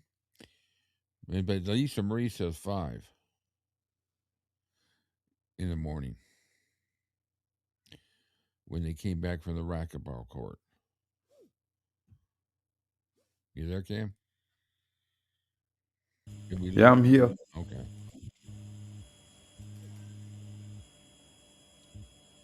Although Lisa was small, so it's possible. Yeah.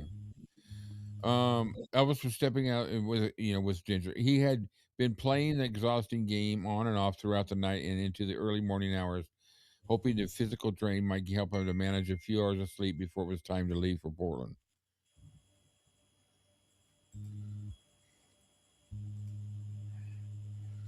Oh, cool. The King and Dr. Nick, George Nicopolis, written by George Nicopolis. Yeah. Mm, And this PDF. okay, well, well, you know what? I don't know how much time everybody's got, but I got all the time in the world. So I'm just gonna go ahead. Thank you, Cam. I got more books to read now. How do I can't download this from here. It won't let me download it. Oh, fuck me. Wait a minute. Here we go. Save the downloads. Sorry. I don't use WhatsApp enough. Okay. Date added right here. Key and I. Put this up here. Just add one more book to my library. Okay, so let's continue with this, and we'll pull that up here in a minute. Because this 4 is not very long. Um, where was I at? Okay, he had been playing sleep before it was time to leave. Riding down to the underground parking area, I began organizing the day's priorities in my head. Near the top of the list was making sure the limousine was spotless, fueled, and ready for Elvis and his group that evening. What connection does this guy have with Elvis? It must be his limousine driver. Oh, you know what? I bet you he was a hearse driver for Dr. Kendall. Yes. Hey, I came up with that on my own. I get a big red gold star. A big red gold star. That's like the pajamas. I don't know what's red or gold. Near the top of the list was making sure the limousine was spotless, fueled, and ready for Elvis and his group that evening. I still shuddered when I thought about an incident back in '75 when I had driven to Graceland in a pristine white stretch limo only to discover a pair of heavily perfumed yellow satin women's panties with lace trim lying on the back seat. This guy gives too much information. And coffee and now women's panties. What are we going to have next? A big bosom bra or something flying out the rear view window? Oh my Well, God. it could have been worse. He could have said they were lace trimmed, yellow lace trimmed bloomers. I happened to glance inside just as Elvis and his father Vernon were coming out the front door. I snatched up the offending item and stuffed it into my jacket pocket before either of them noticed. I bet you going home and forget you got those in your pocket. Oops. That might be another too much information coming up here real soon. Cruising through the muggy August. I'll tell you what, August? it it was muggy in August when I went there. Oh my God! Cruising to the muggy August air in my aging Ford LTD, I kept wondering. This guy must not have been a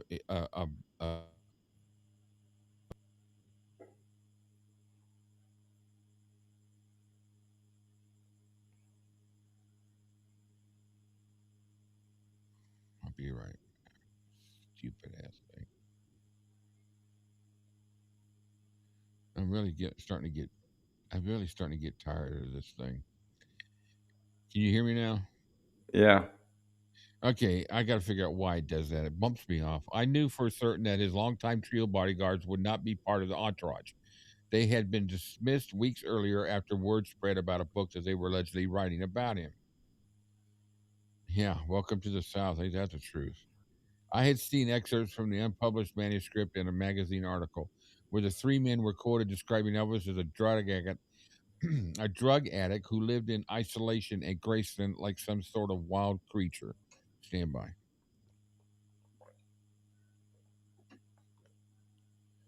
Reading those claims left me stunned. I couldn't understand how they could speak that way about someone who had treated him so generously for so many years. Thank you. I pushed the book and its authors out of my thoughts as I turned into the funeral home parking lot and guided my car into a space reserved by a sign that read R.H. Kendall, Director. Crossing the lot toward the rear entrance, my mind drifted ahead to the excitement of that evening, gliding up the gently sloped driveway at the Presley mansion in one of the funeral homes. You know, how surreal is this? That he was the limo driver for the funeral director, and he was also the one who drove the limo driver for Elvis when he was leaving to go to the airport. Yeah. My God, talk about um not coincidence, but just I don't know what the word is. Somebody tell me what the word of that is. It's not coincidence. It's how. Anyways, crossing the lot toward the rear entrance, my mind drifted ahead in excitement. Gently sloped down the Presley mansion in one of the funeral home's long, gleaming white Cadillac stretch limousines to collect the superstar. And this is Dr. Kendall right there. It's, no, it's very surreal. Thank you, Lori. That's I believe this is Dr. Kendall. Yep. Elvis and his entourage would then make the brief drive to the general aviation terminal beside Memphis International Airport, where his private jet stood there ready to take off for Maine.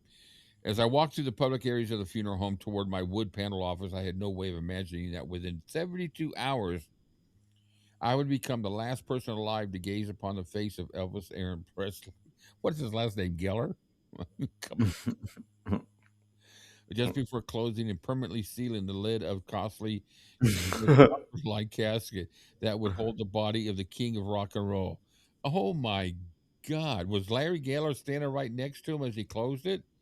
He said Larry Geller said he slid his hand in there and touched Elvis's forehead as they shut and locked the door. The Jesus. Later, Dennis Hamilton and I returned from a downtown trophy store where we had met with a four-person committee to choose towards for the funeral home's upcoming annual golf tournament. As usual, most of the discussion had revolved around petty arguments over size and price long before anyone even focused on the trophies. Still too much information. This is a forward of the book, not what you do for anyway. You know, I hate to say this, but is this another guy taking an opportunity off the death of Elvis, who's obviously not a writer? Because when I read this, I read it like a novice writer. Mm. It's possible. Anyway, Dennis and I had just dropped, but it's a good book. So and that, from what I understand, so I take that back. I haven't read the whole book, so that's not a fair statement. I digress into my ether world. Dennis and I had just dropped on the sofa in the air-conditioned flower porch, laughing about the childish squabbling when the silence was broken by the public address system. It was delivered in that hushed, carefully controlled tone meant to preserve the solemn atmosphere common to funeral homes everywhere. Mr. Kindle, the switchboard operator murmured. Mr. Kindle, you have a call on line 6. Oh, great, I muttered. I was sure it would be something that ruined my plans to leave early and squeeze in a nap before returning to pick up the limousine and flower truck for the run to Graceland. I lifted the phone on the coffee table and checked in with the operator. This is Bobby Kindle, you said. There's a call for me? Yes, Mr. Kindle. What extension are you on? 46. When the phone rang again, I answered. I heard a woman's tense, unsteady voice on the other end. There's the funeral home right there. That's where he got a lot of visit. I think Anne Margaret visited there. Um, I believe. I got a piece of information you might find interesting, and don't bother asking who I am because I'm not going to tell you. Assuming it was another routine prank call, the kind we receive far too often at a funeral home, I replied with thinly veiled sarcasm. All right, what have you got? Just don't leave the funeral home, and you'll find out soon enough something big is about to happen. How big? What an ass! Just wait and see. Now irritated, I snapped. Is this supposed to be some kind of a game? Who are you anyway? All right, smart guy, try this. An ambulance left Graceland a few minutes ago. You figure out the rest. And the phone went dead.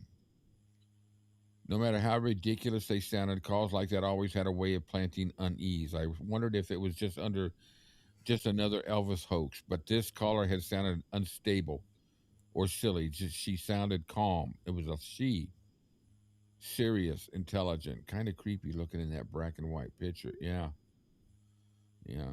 Let's go back to that for a second. Jeez, Service Corporation International's Memphis Funeral Home, which they chose to conduct the viewing.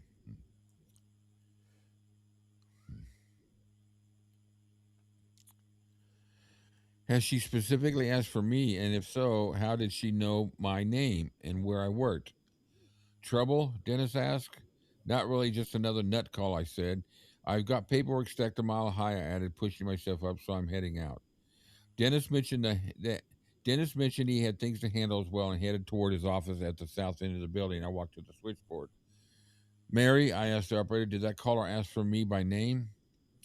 Yeah, she asked for Bobby Joe Kindle. She used my full name? Yes, Bobby Joe Kindle. Did she give her name or say where she was calling from? No, sir. Is there a problem? I gave her an unconvincing no and returned to my office, trying to make sense of it. I realized I was an obvious target for Elvis calls. Plenty of people knew about my association with the family. I had several funerals for Elvis's aunts and served as a sort of official chauffeur for Elvis and his circle for years. Anyone aware of those connections might see me as a logical place for a prank. What troubled me most was the simple reality that several people connected to Grayson could reasonably require an ambulance at any time. Vernon, though only 62, had long suffered from serious heart trouble and chronic lung disease worsened by heavy smoking.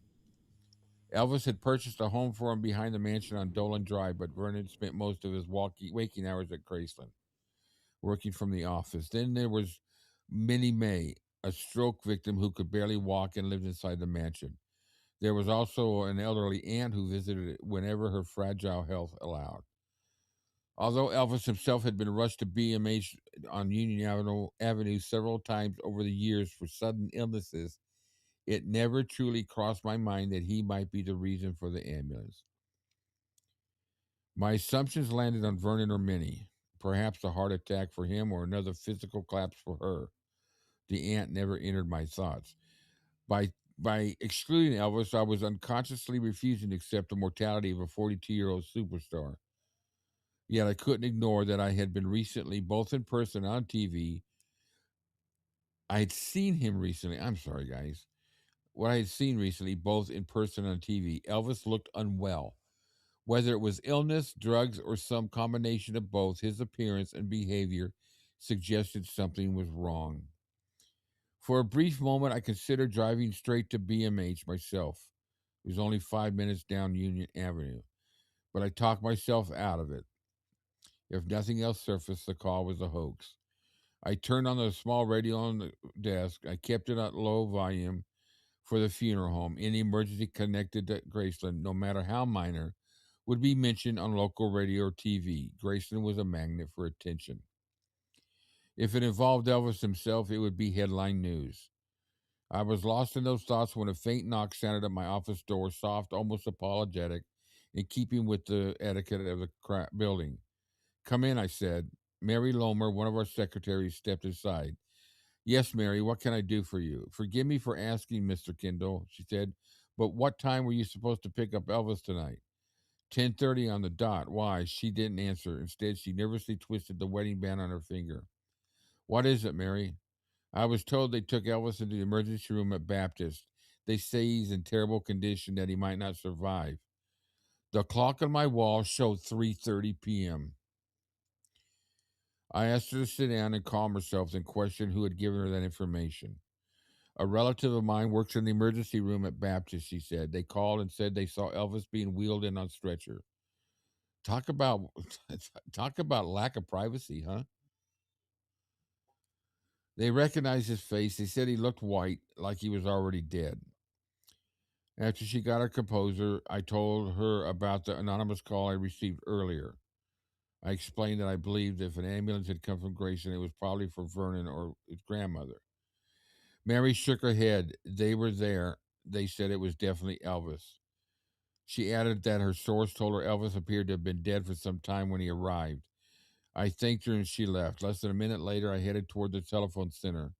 Every light on the switchboard was glowing, and I could hear the operator repeating over and over, I'm sorry, but we have no information on Mr. Presley at this time.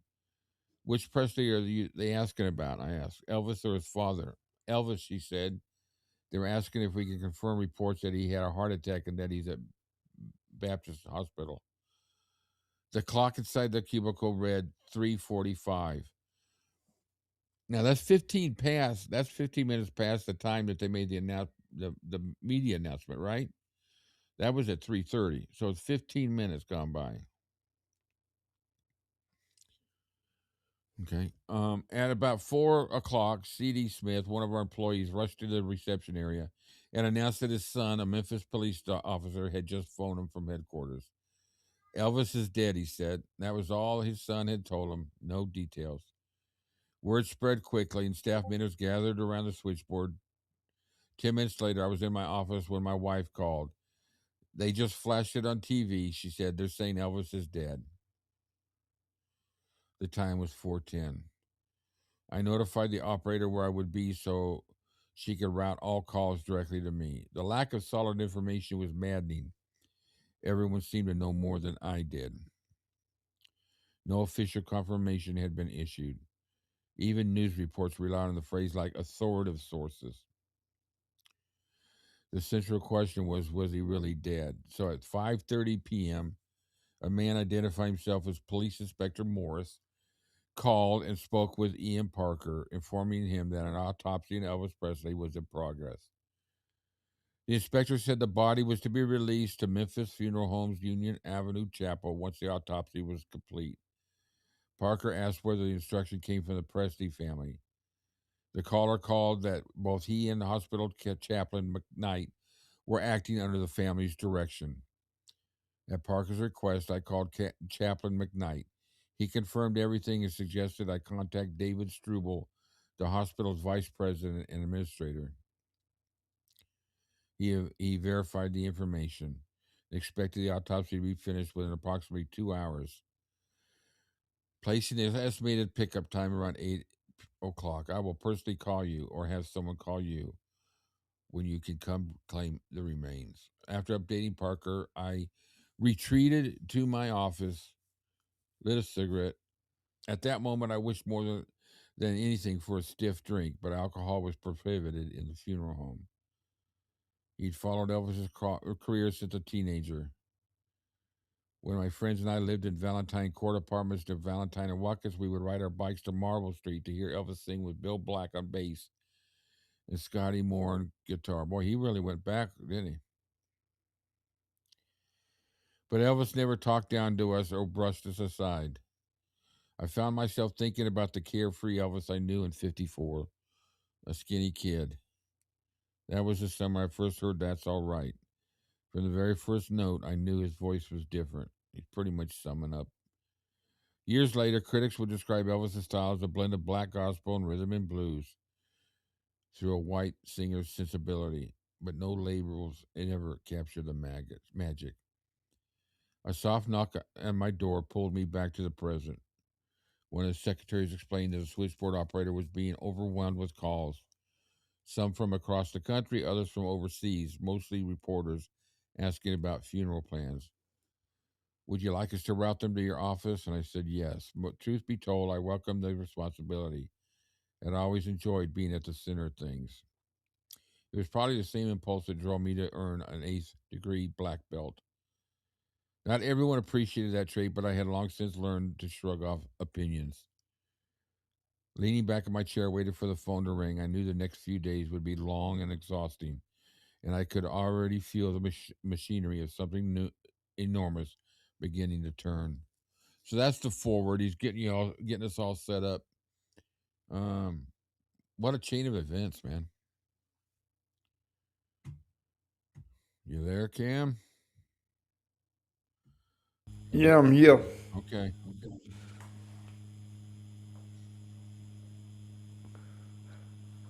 All right. So this book, you just let's take a real quick peek at it. Just see the cover. I want to go through. There it is. Oh, the King. Oh, jeez, I got this book. What a dumbass. Okay. Let's just take a quick peek at the cover. We'll go. I'll go through this and we'll see. You said Spa Guy missed interviewing who? Huh? Oh, that's the conversation between them. Yeah, Spa Guy. What? Oh, hey Cam, take it for. Can you just discuss for a little bit? I gotta take this. Okay. Yeah, it's this this spy guy.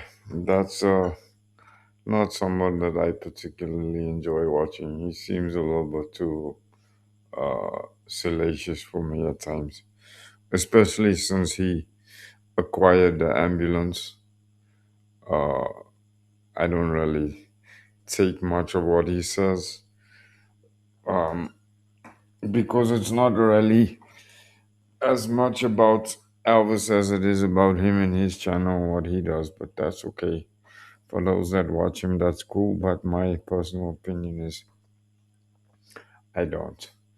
Um, but I think this Robert Kendall book is going to be very, very interesting because he seems to be a little bit more precise on his timelines and how events actually happened. Although I am curious as to who the alleged lady is that called him prior to the official announcement coming through.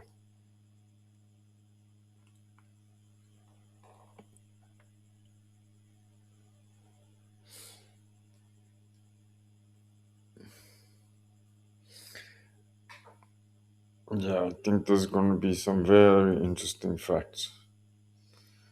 Maybe a little bit of bloating here and there, which a person tends to do when your memory becomes a little bit hazy. But I think majority of the book is going to be pretty interesting. Um, maybe, as Kyle says, maybe it could be Ginger. I don't know. That's possible. At that point, at that point in time, it could have been anyone. But yeah, I'm inclined to agree with Kyle and say it could have possibly been Ginger that called Mr. Kendall.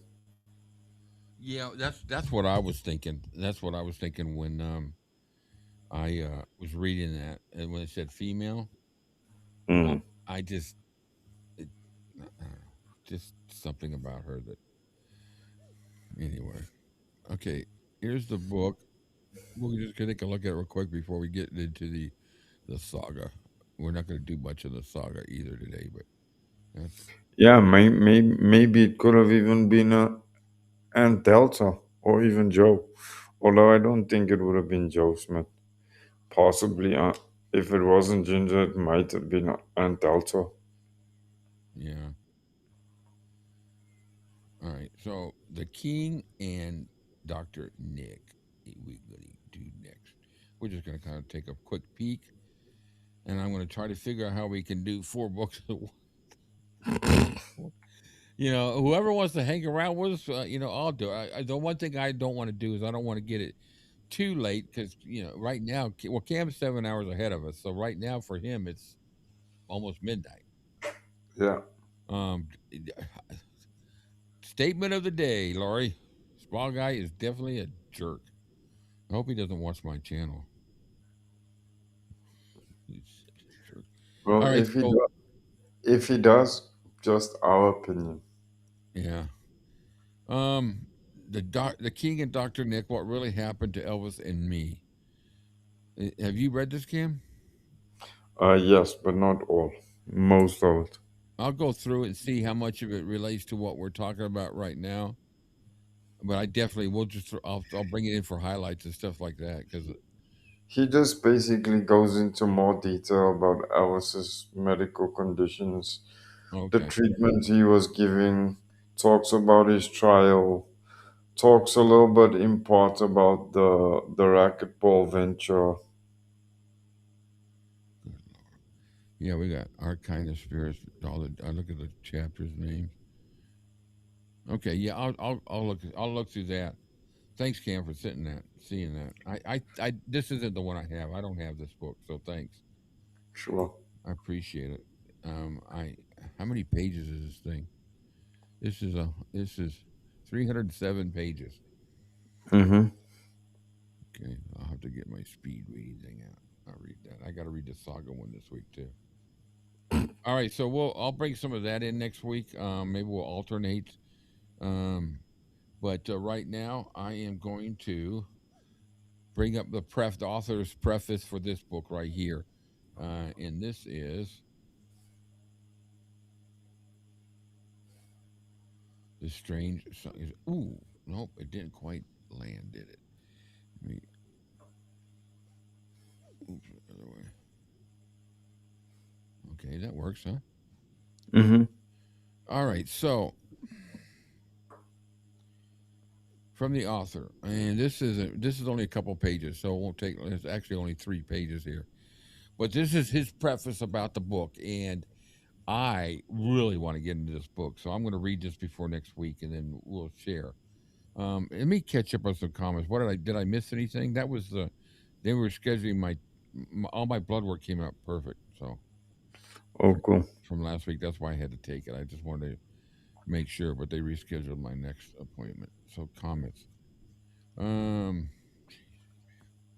the racquetball venture, what a scam. Yeah, that was. We did a topic on that one day. I agree with all Cam said about the book. Agree with you, Laurie. Did they not say professional voice Aunt Delta? Ginger Joe Smith. I agree. Oh, they're talking about. All right.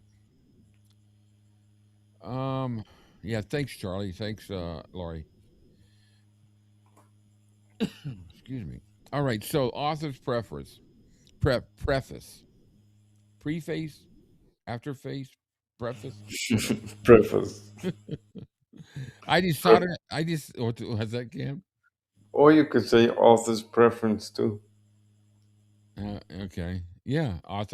Actually, it says author's forward, but I changed the wording so it does. It's not copy. I didn't change it. Chat GPT did. They reworded it for me. It's good for some things. See, like Mm-hmm. this. I decided to author this volume because Elvis Presley represents a pivotal figure in U.S. heritage. You thought I was going to say Felton, didn't you? He could arguably be the most recognizable American from the 1900s. I will say there's no argument about it. His residence, Graceland in Memphis, attracts more visitors than any private dwelling outside the White House. Through a unique twist of circumstances, I may be the sole surviving individual. My mouth gets so freaking dry when I'm reading. And I love reading. Um, I may be the sole surviving individual capable of documenting the complete scope of Elvis's health narrative. Back in 1981, I served as the primary medical specialist for the defense in the legal proceedings against Elvis's Dr. George. Oh, I almost said bodacious. Dr. George C. Nicopolis. Consequently, I retained possession of his entire medical documentation. I would say this, if that's true, then this has got to be the ultimate. I would say that Sally probably used this as a majority of her um, research. Yeah. There's a picture of her in this book too. So I retained. Okay, as Doctor Nick, he acted as Elvis's principal healthcare provider during the final decade of his existence. At the time of his passing, Elvis had no fewer than 10 substances in his system, coupled with a swollen and ailing heart. The prosecutor didn't he have a, yeah, he had an enlarged heart, didn't he? Yes. The prosecutor from Shelby County, Tennessee, home to Memphis, filed felony accusations against Dr. Nick, alleging that he had unlawfully supplied the medication contributing to Elvis's demise. Rick, she did cause a lot of what's in the book, is it? She did cause a lot. Oh, she did, because a lot of what's in this book isn't hers. Yeah. Um, the physician risked a lifetime behind bars and substantial penalties. Representing Dr. Nick was one of the era's most prominent and esteemed attorneys, James Neal. He had led prosecutions against key figures in the Nixon White House during Watergate, as well as notable personalities like Teamsters leader Jimmy Hoffa. And I knew that name sounded familiar, James Neal. Through his practice, Neal and Harwell, he enlisted me as the chief expert for the defense. At that juncture, I was among the few in the country investigating the exact health dilemma Elvis faced. Someone grappling with substance dependency alongside genuine, severe heart problems. There's no need to apologize for that, Charlie. Um, let's see. I reviewed various materials to develop my assessment. These items, largely withheld from public view until now, serve as the core of his work. Elvis's health files, examination after death, lab results post death, inpatient inpatient overviews, and Dr. Nick's own accounts of treatment during the defense efforts. I had the opportunity to inquire extensively about Elvis's well-being and the interventions provided by Dr. Nick and specialists at Baptist Memorial Hospital in Memphis. This publication incorporates details shared directly with me by Dr. Nick.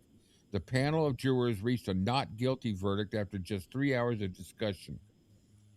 Essentially, they learned that Elvis's intricate and underappreciated health challenges, combined with his medication habits, presented multifaceted questions without straightforward resolutions. James Neal eloquently and fervently described Dr. Nick as a compassionate helper, a fitting term since no other medical professional was willing to manage Elvis's tangled health concerns, intense suffering, and dual purpose drug usage for therapy and excess.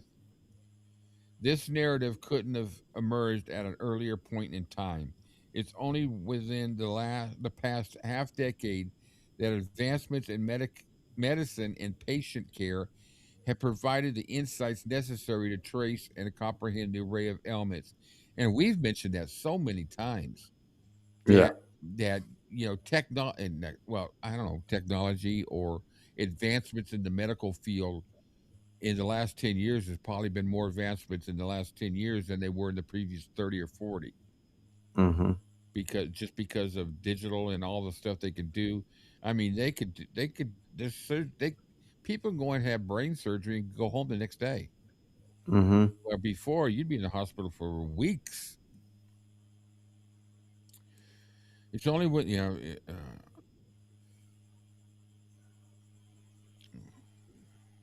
only within the past half decade that advancements in medicine and patient care have provided the insights necessary to trace and comprehend the array of ailments that afflicted Elvis, culminating in his untimely end at age 42.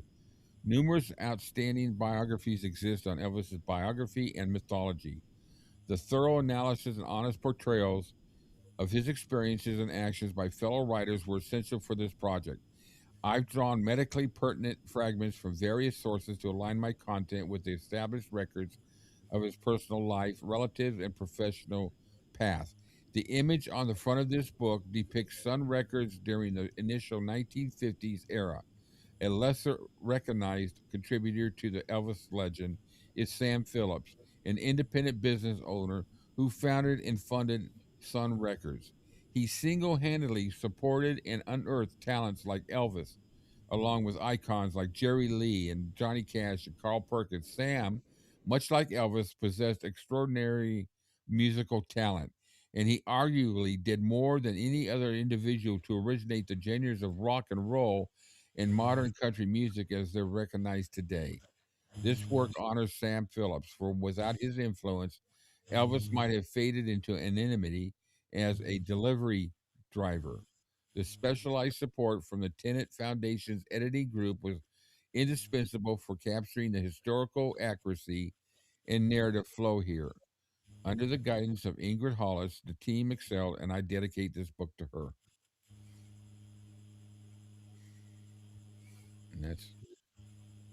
And that's my story, and I'm sticking to it. In this book, is it here? Yeah.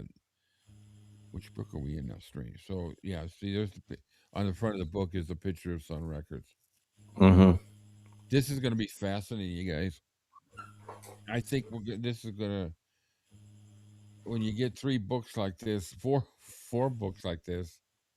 I ironically have contact with this doctor as he is one of the top researchers in the condition I have with my back spine and nerves. He's a great person. I never spoke with him about Elvis. Wow. Well, well, well. I knew we kept you around for some reason, Charlie. It's just a joke. It's just kidding, Charlie. Love having you here. Absolutely. Now I can just picture Charlie sitting in the doctor's office going, "Oh yeah, we discussing your book on our Elvis channel." Whether yeah, whether you are medically efficient at everything, or whether you just flick burgers down at Burger King, we love you anyways. Wow, what a topic today. Decoded. The king is dead. The strange saga, medical saga of Elvis Presley. I got some. I'm gonna try to read. Well, the medical saga of Elvis Presley is well, no, that's just what I cut out.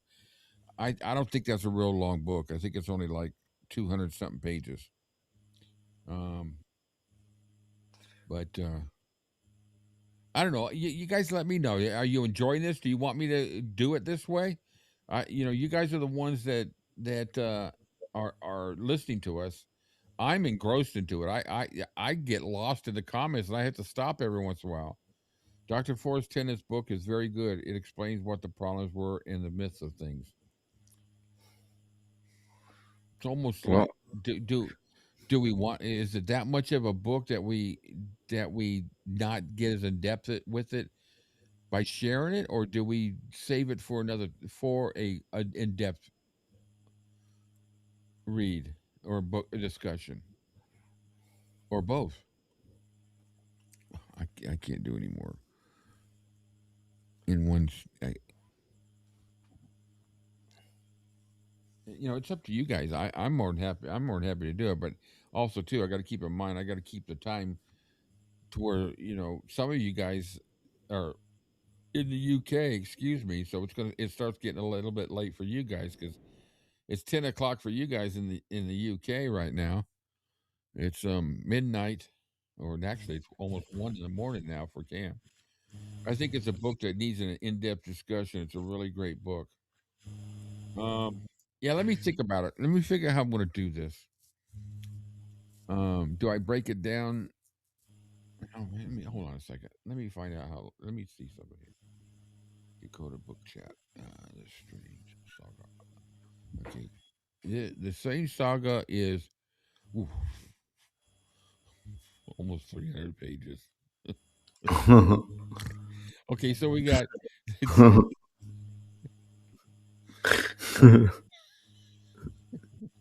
right now we've got about 1,200 pages of books we're reviewing, and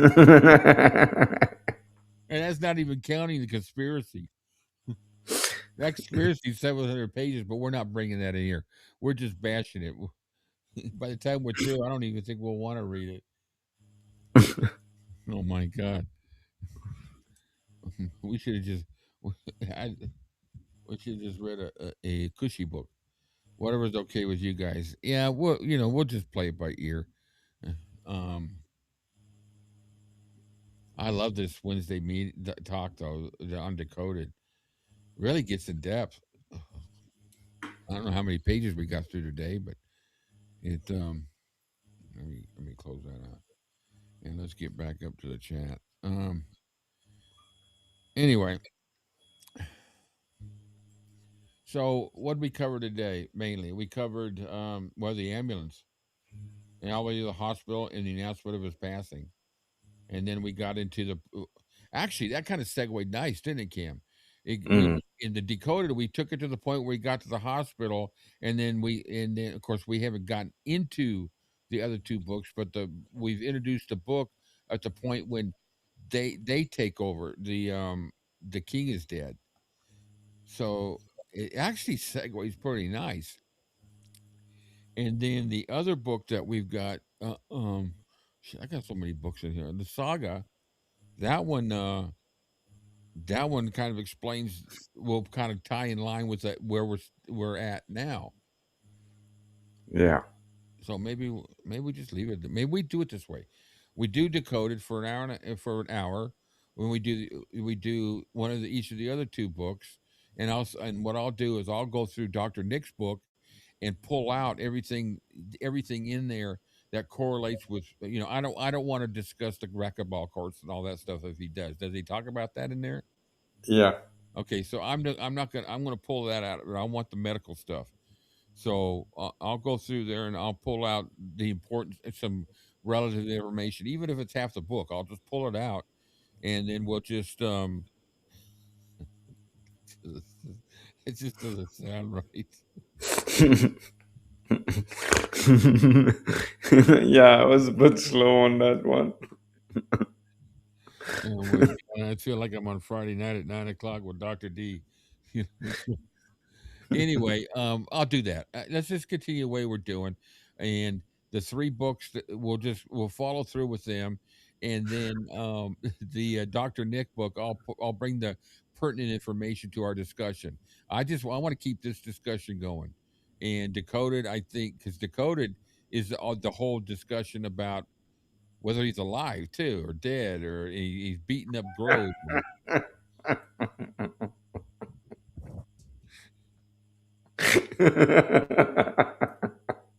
I just saw the comment. Wait a second.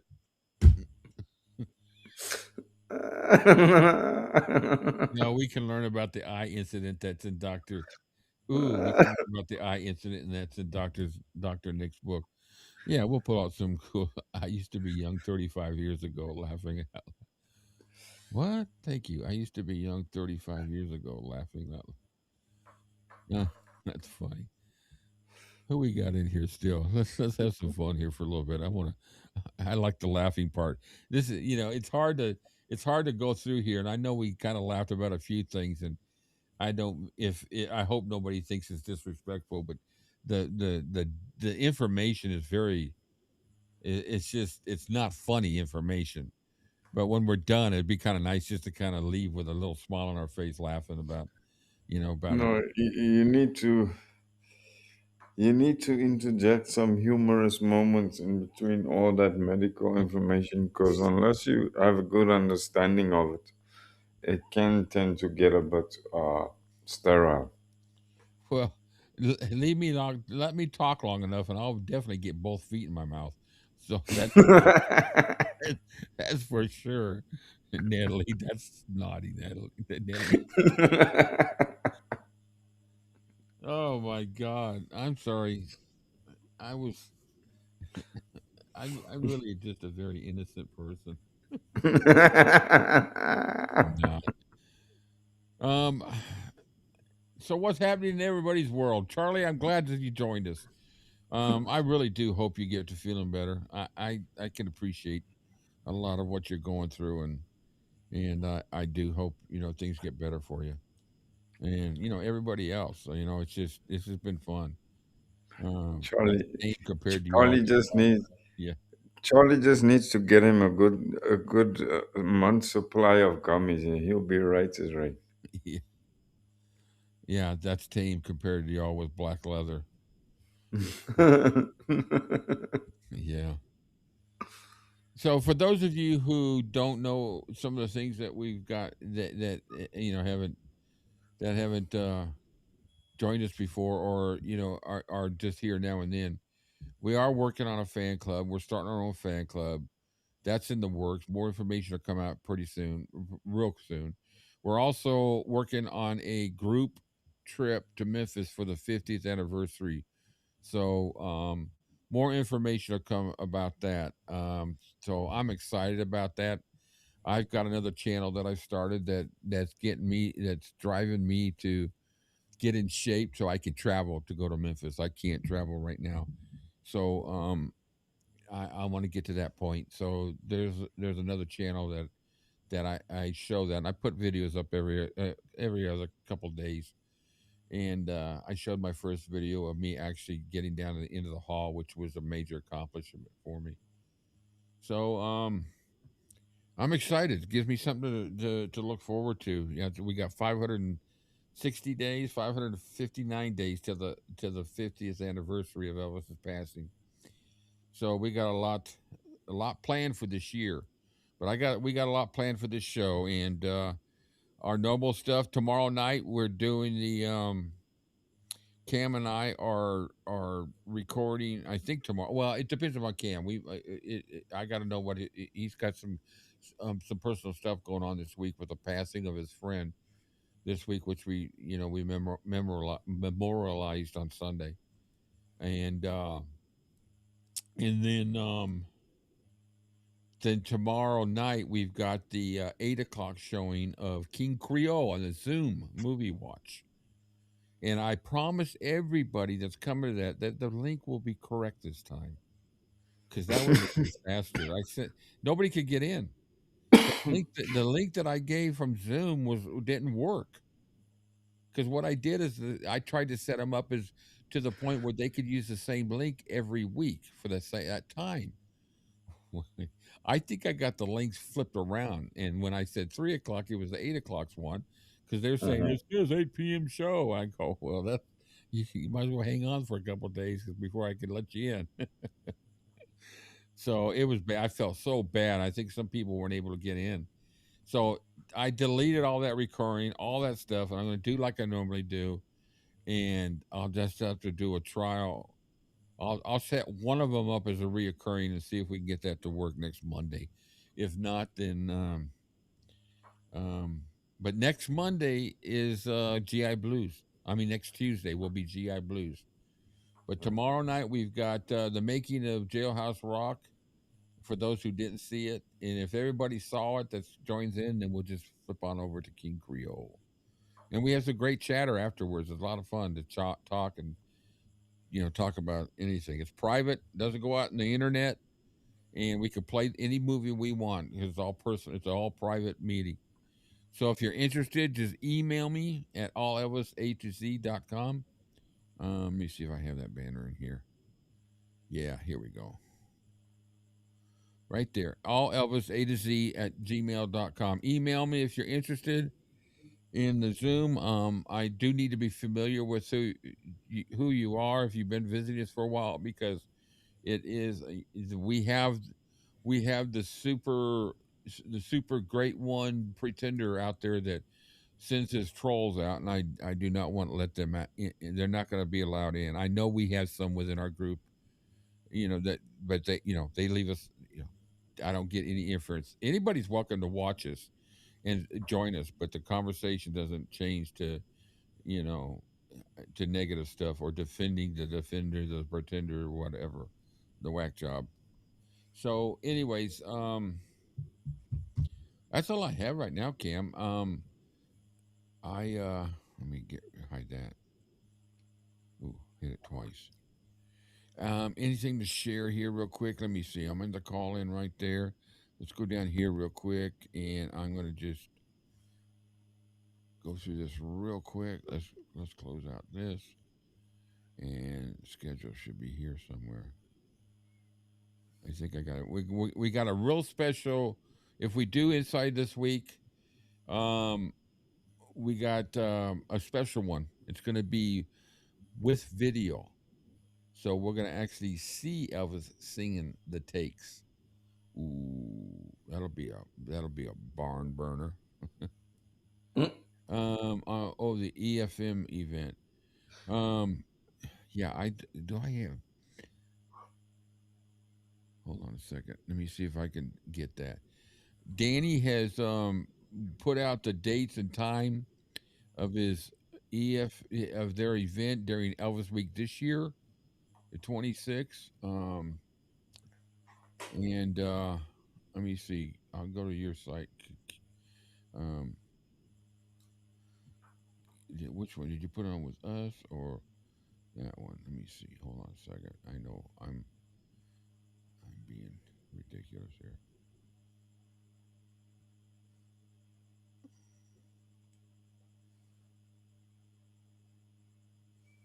Hmm. I can't find where you sent that to me, Kyle. Right now. Yeah, I'll show that. I'll show that on the next few lives. It's a I sent it to you on Messenger. Yeah, I just went through Messenger on your personal one or on the group one, the party. Jeez. Oh, there we go. Okay, I found it. I found it. I found it. Any downloads? Nope. I want to go to the desk. Go to there, and here it comes in just 1 second. Hang on. Hang on to your horsies. It's coming here in a second. Hold on, horsies. What a dick. All right, so this event is. Oh, you know what? Let me do this. Let me go to the slide one. It's easier to see. Slideshow, right there. I'm gonna close that book. All right. So Danny, Elvis Fans Matter. I gotta tell you, if you don't watch his channel, you really should. He's got some of the best stories about Elvis. But his video yesterday was classic. He um he really laid it out there for the person that's been beating him up the last few days. I guess there were like 2 or 3 videos attacking him today, but he pretty much laid it on the line. You come after me, I'll come after you. But anyways, that I give him all the support I can. But Elvis, you gonna say something, Cam? No. Okay, so Elvis Fans Matter. That's Danny and Teresa. That's his name. Presents Elvis Week 2026. Dates August 13th and 14th. And where does it say it's at? It's at the Sheridan. Is that what it says? No, location Courtyard by Marriott. Oh, we used to manage some of those. We had some of those when I worked at hotel. Nice hotels. Sessions 10, they're $80 each. Seats are limited to 35 per session. So he's got 1, 2, 3 sessions. $80. That's worth it. I'd pay $80 to go see them, with the hope of meeting them. Yeah, Mr. Unmentionable. Seats are limited to 35 per session, so that's going to be 70. That's going to be 105 people altogether that'll get a chance to see this, and it's a question and answer. So I can't wait. I want to go to that next in 2027 when we get down there. I'll contact Danielle. That's his daughter, right? That's Danny's daughter, to purchase No, the. those you confused. Just our fans matter is Bully and Joe. You Wait, Danny's one is Danny's Memphis Memphis Mafia Mafia kid. kid. Duh. Okay, yeah, this is Billy and Joe. I'm sorry. No problem. Well, I was thinking about their video today and I got sidetracked. Uh-huh. I should have looked at the picture, right? So, anyways, it's Danny and his wife, and Danielle's their daughter. And she gets a lot of heat for so freaking ridiculous. Yeah, and they do sell out pretty quick. I know Olga went to it this last Elvis week, and got to she got me some stickers here. Really cool. This band around, that's the band, is the wristband. It says Memphis Mafia Kid from Danny's thing, and Oh yeah. but I want to meet Billy too. Oh, Granddaughter. Okay, yeah, it is Danny's daughter. Okay. oh. Um, she's real nice. So I like, she reads out the questions to him, doesn't she? Mm-hmm. Yeah. Yeah, check out, if you haven't checked them out, check them out. Elvis Fans Matter and I love Danny's intro. It's Yeah. hilarious. We always live I can't even do it again now. Elvis. I just spit out myself. Guys, we're having too fun. Yeah, their channels are awesome. I watch them quite often. I do watch just about every one of their videos. Usually, I'm listening to it in the background because I'm doing other stuff, but I comment every now and then. So, I don't know if I really have anything else news wise. I wanted to find the schedule real quick just to kind of pop through it, and I know I have it in here, but it's not on that one. It's not. I know I saw schedule.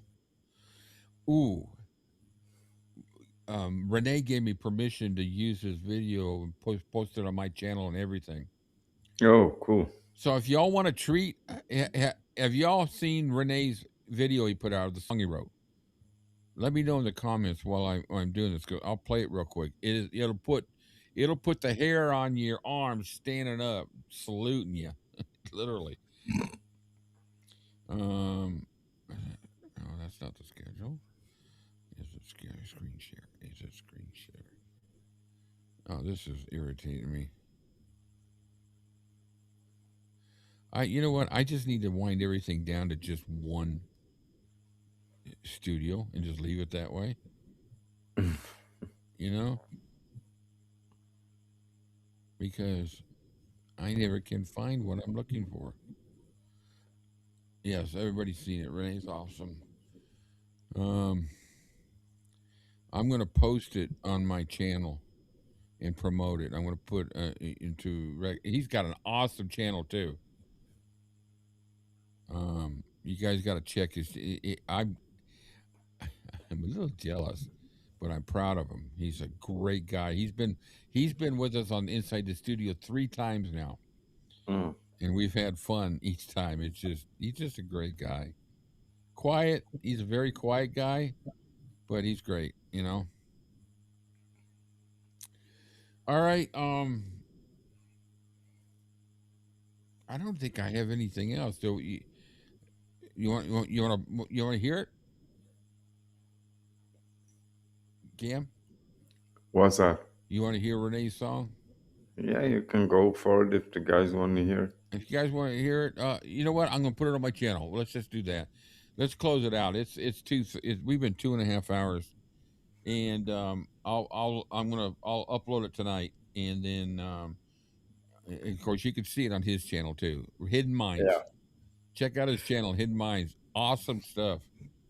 And I tell you what, that guy he's had 150,000 subscribers, and he did it in half the time it's taken me to get to Well, I'll be at 27,000 even this probably within the next few days. Mm. I have in the last year I've gained almost 7,000 subscribers, which is pretty good Sheesh. considering, you know, that it's me, the most feared and hater, the troll. I'm the biggest fake Elvis fan out there. Fake Elvis channel. That'd be me. All right, guys. Thank you very much. Enjoyed it. Hope you guys join us next week and check out our schedule. Check out my webpage. I'm going to update it tonight. It's Elvis-A-Z.com. And I don't know. It was a good discussion today. Thanks, Cam, for popping in. I know you got a lot going on, so it's good to see you. Yeah, no. All right. That's, I'm just gonna go out with the same song. I love that song. It's a great song. I need to pop in some more. All right, guys. Here we go. A little bit of "So Glad You're Mine."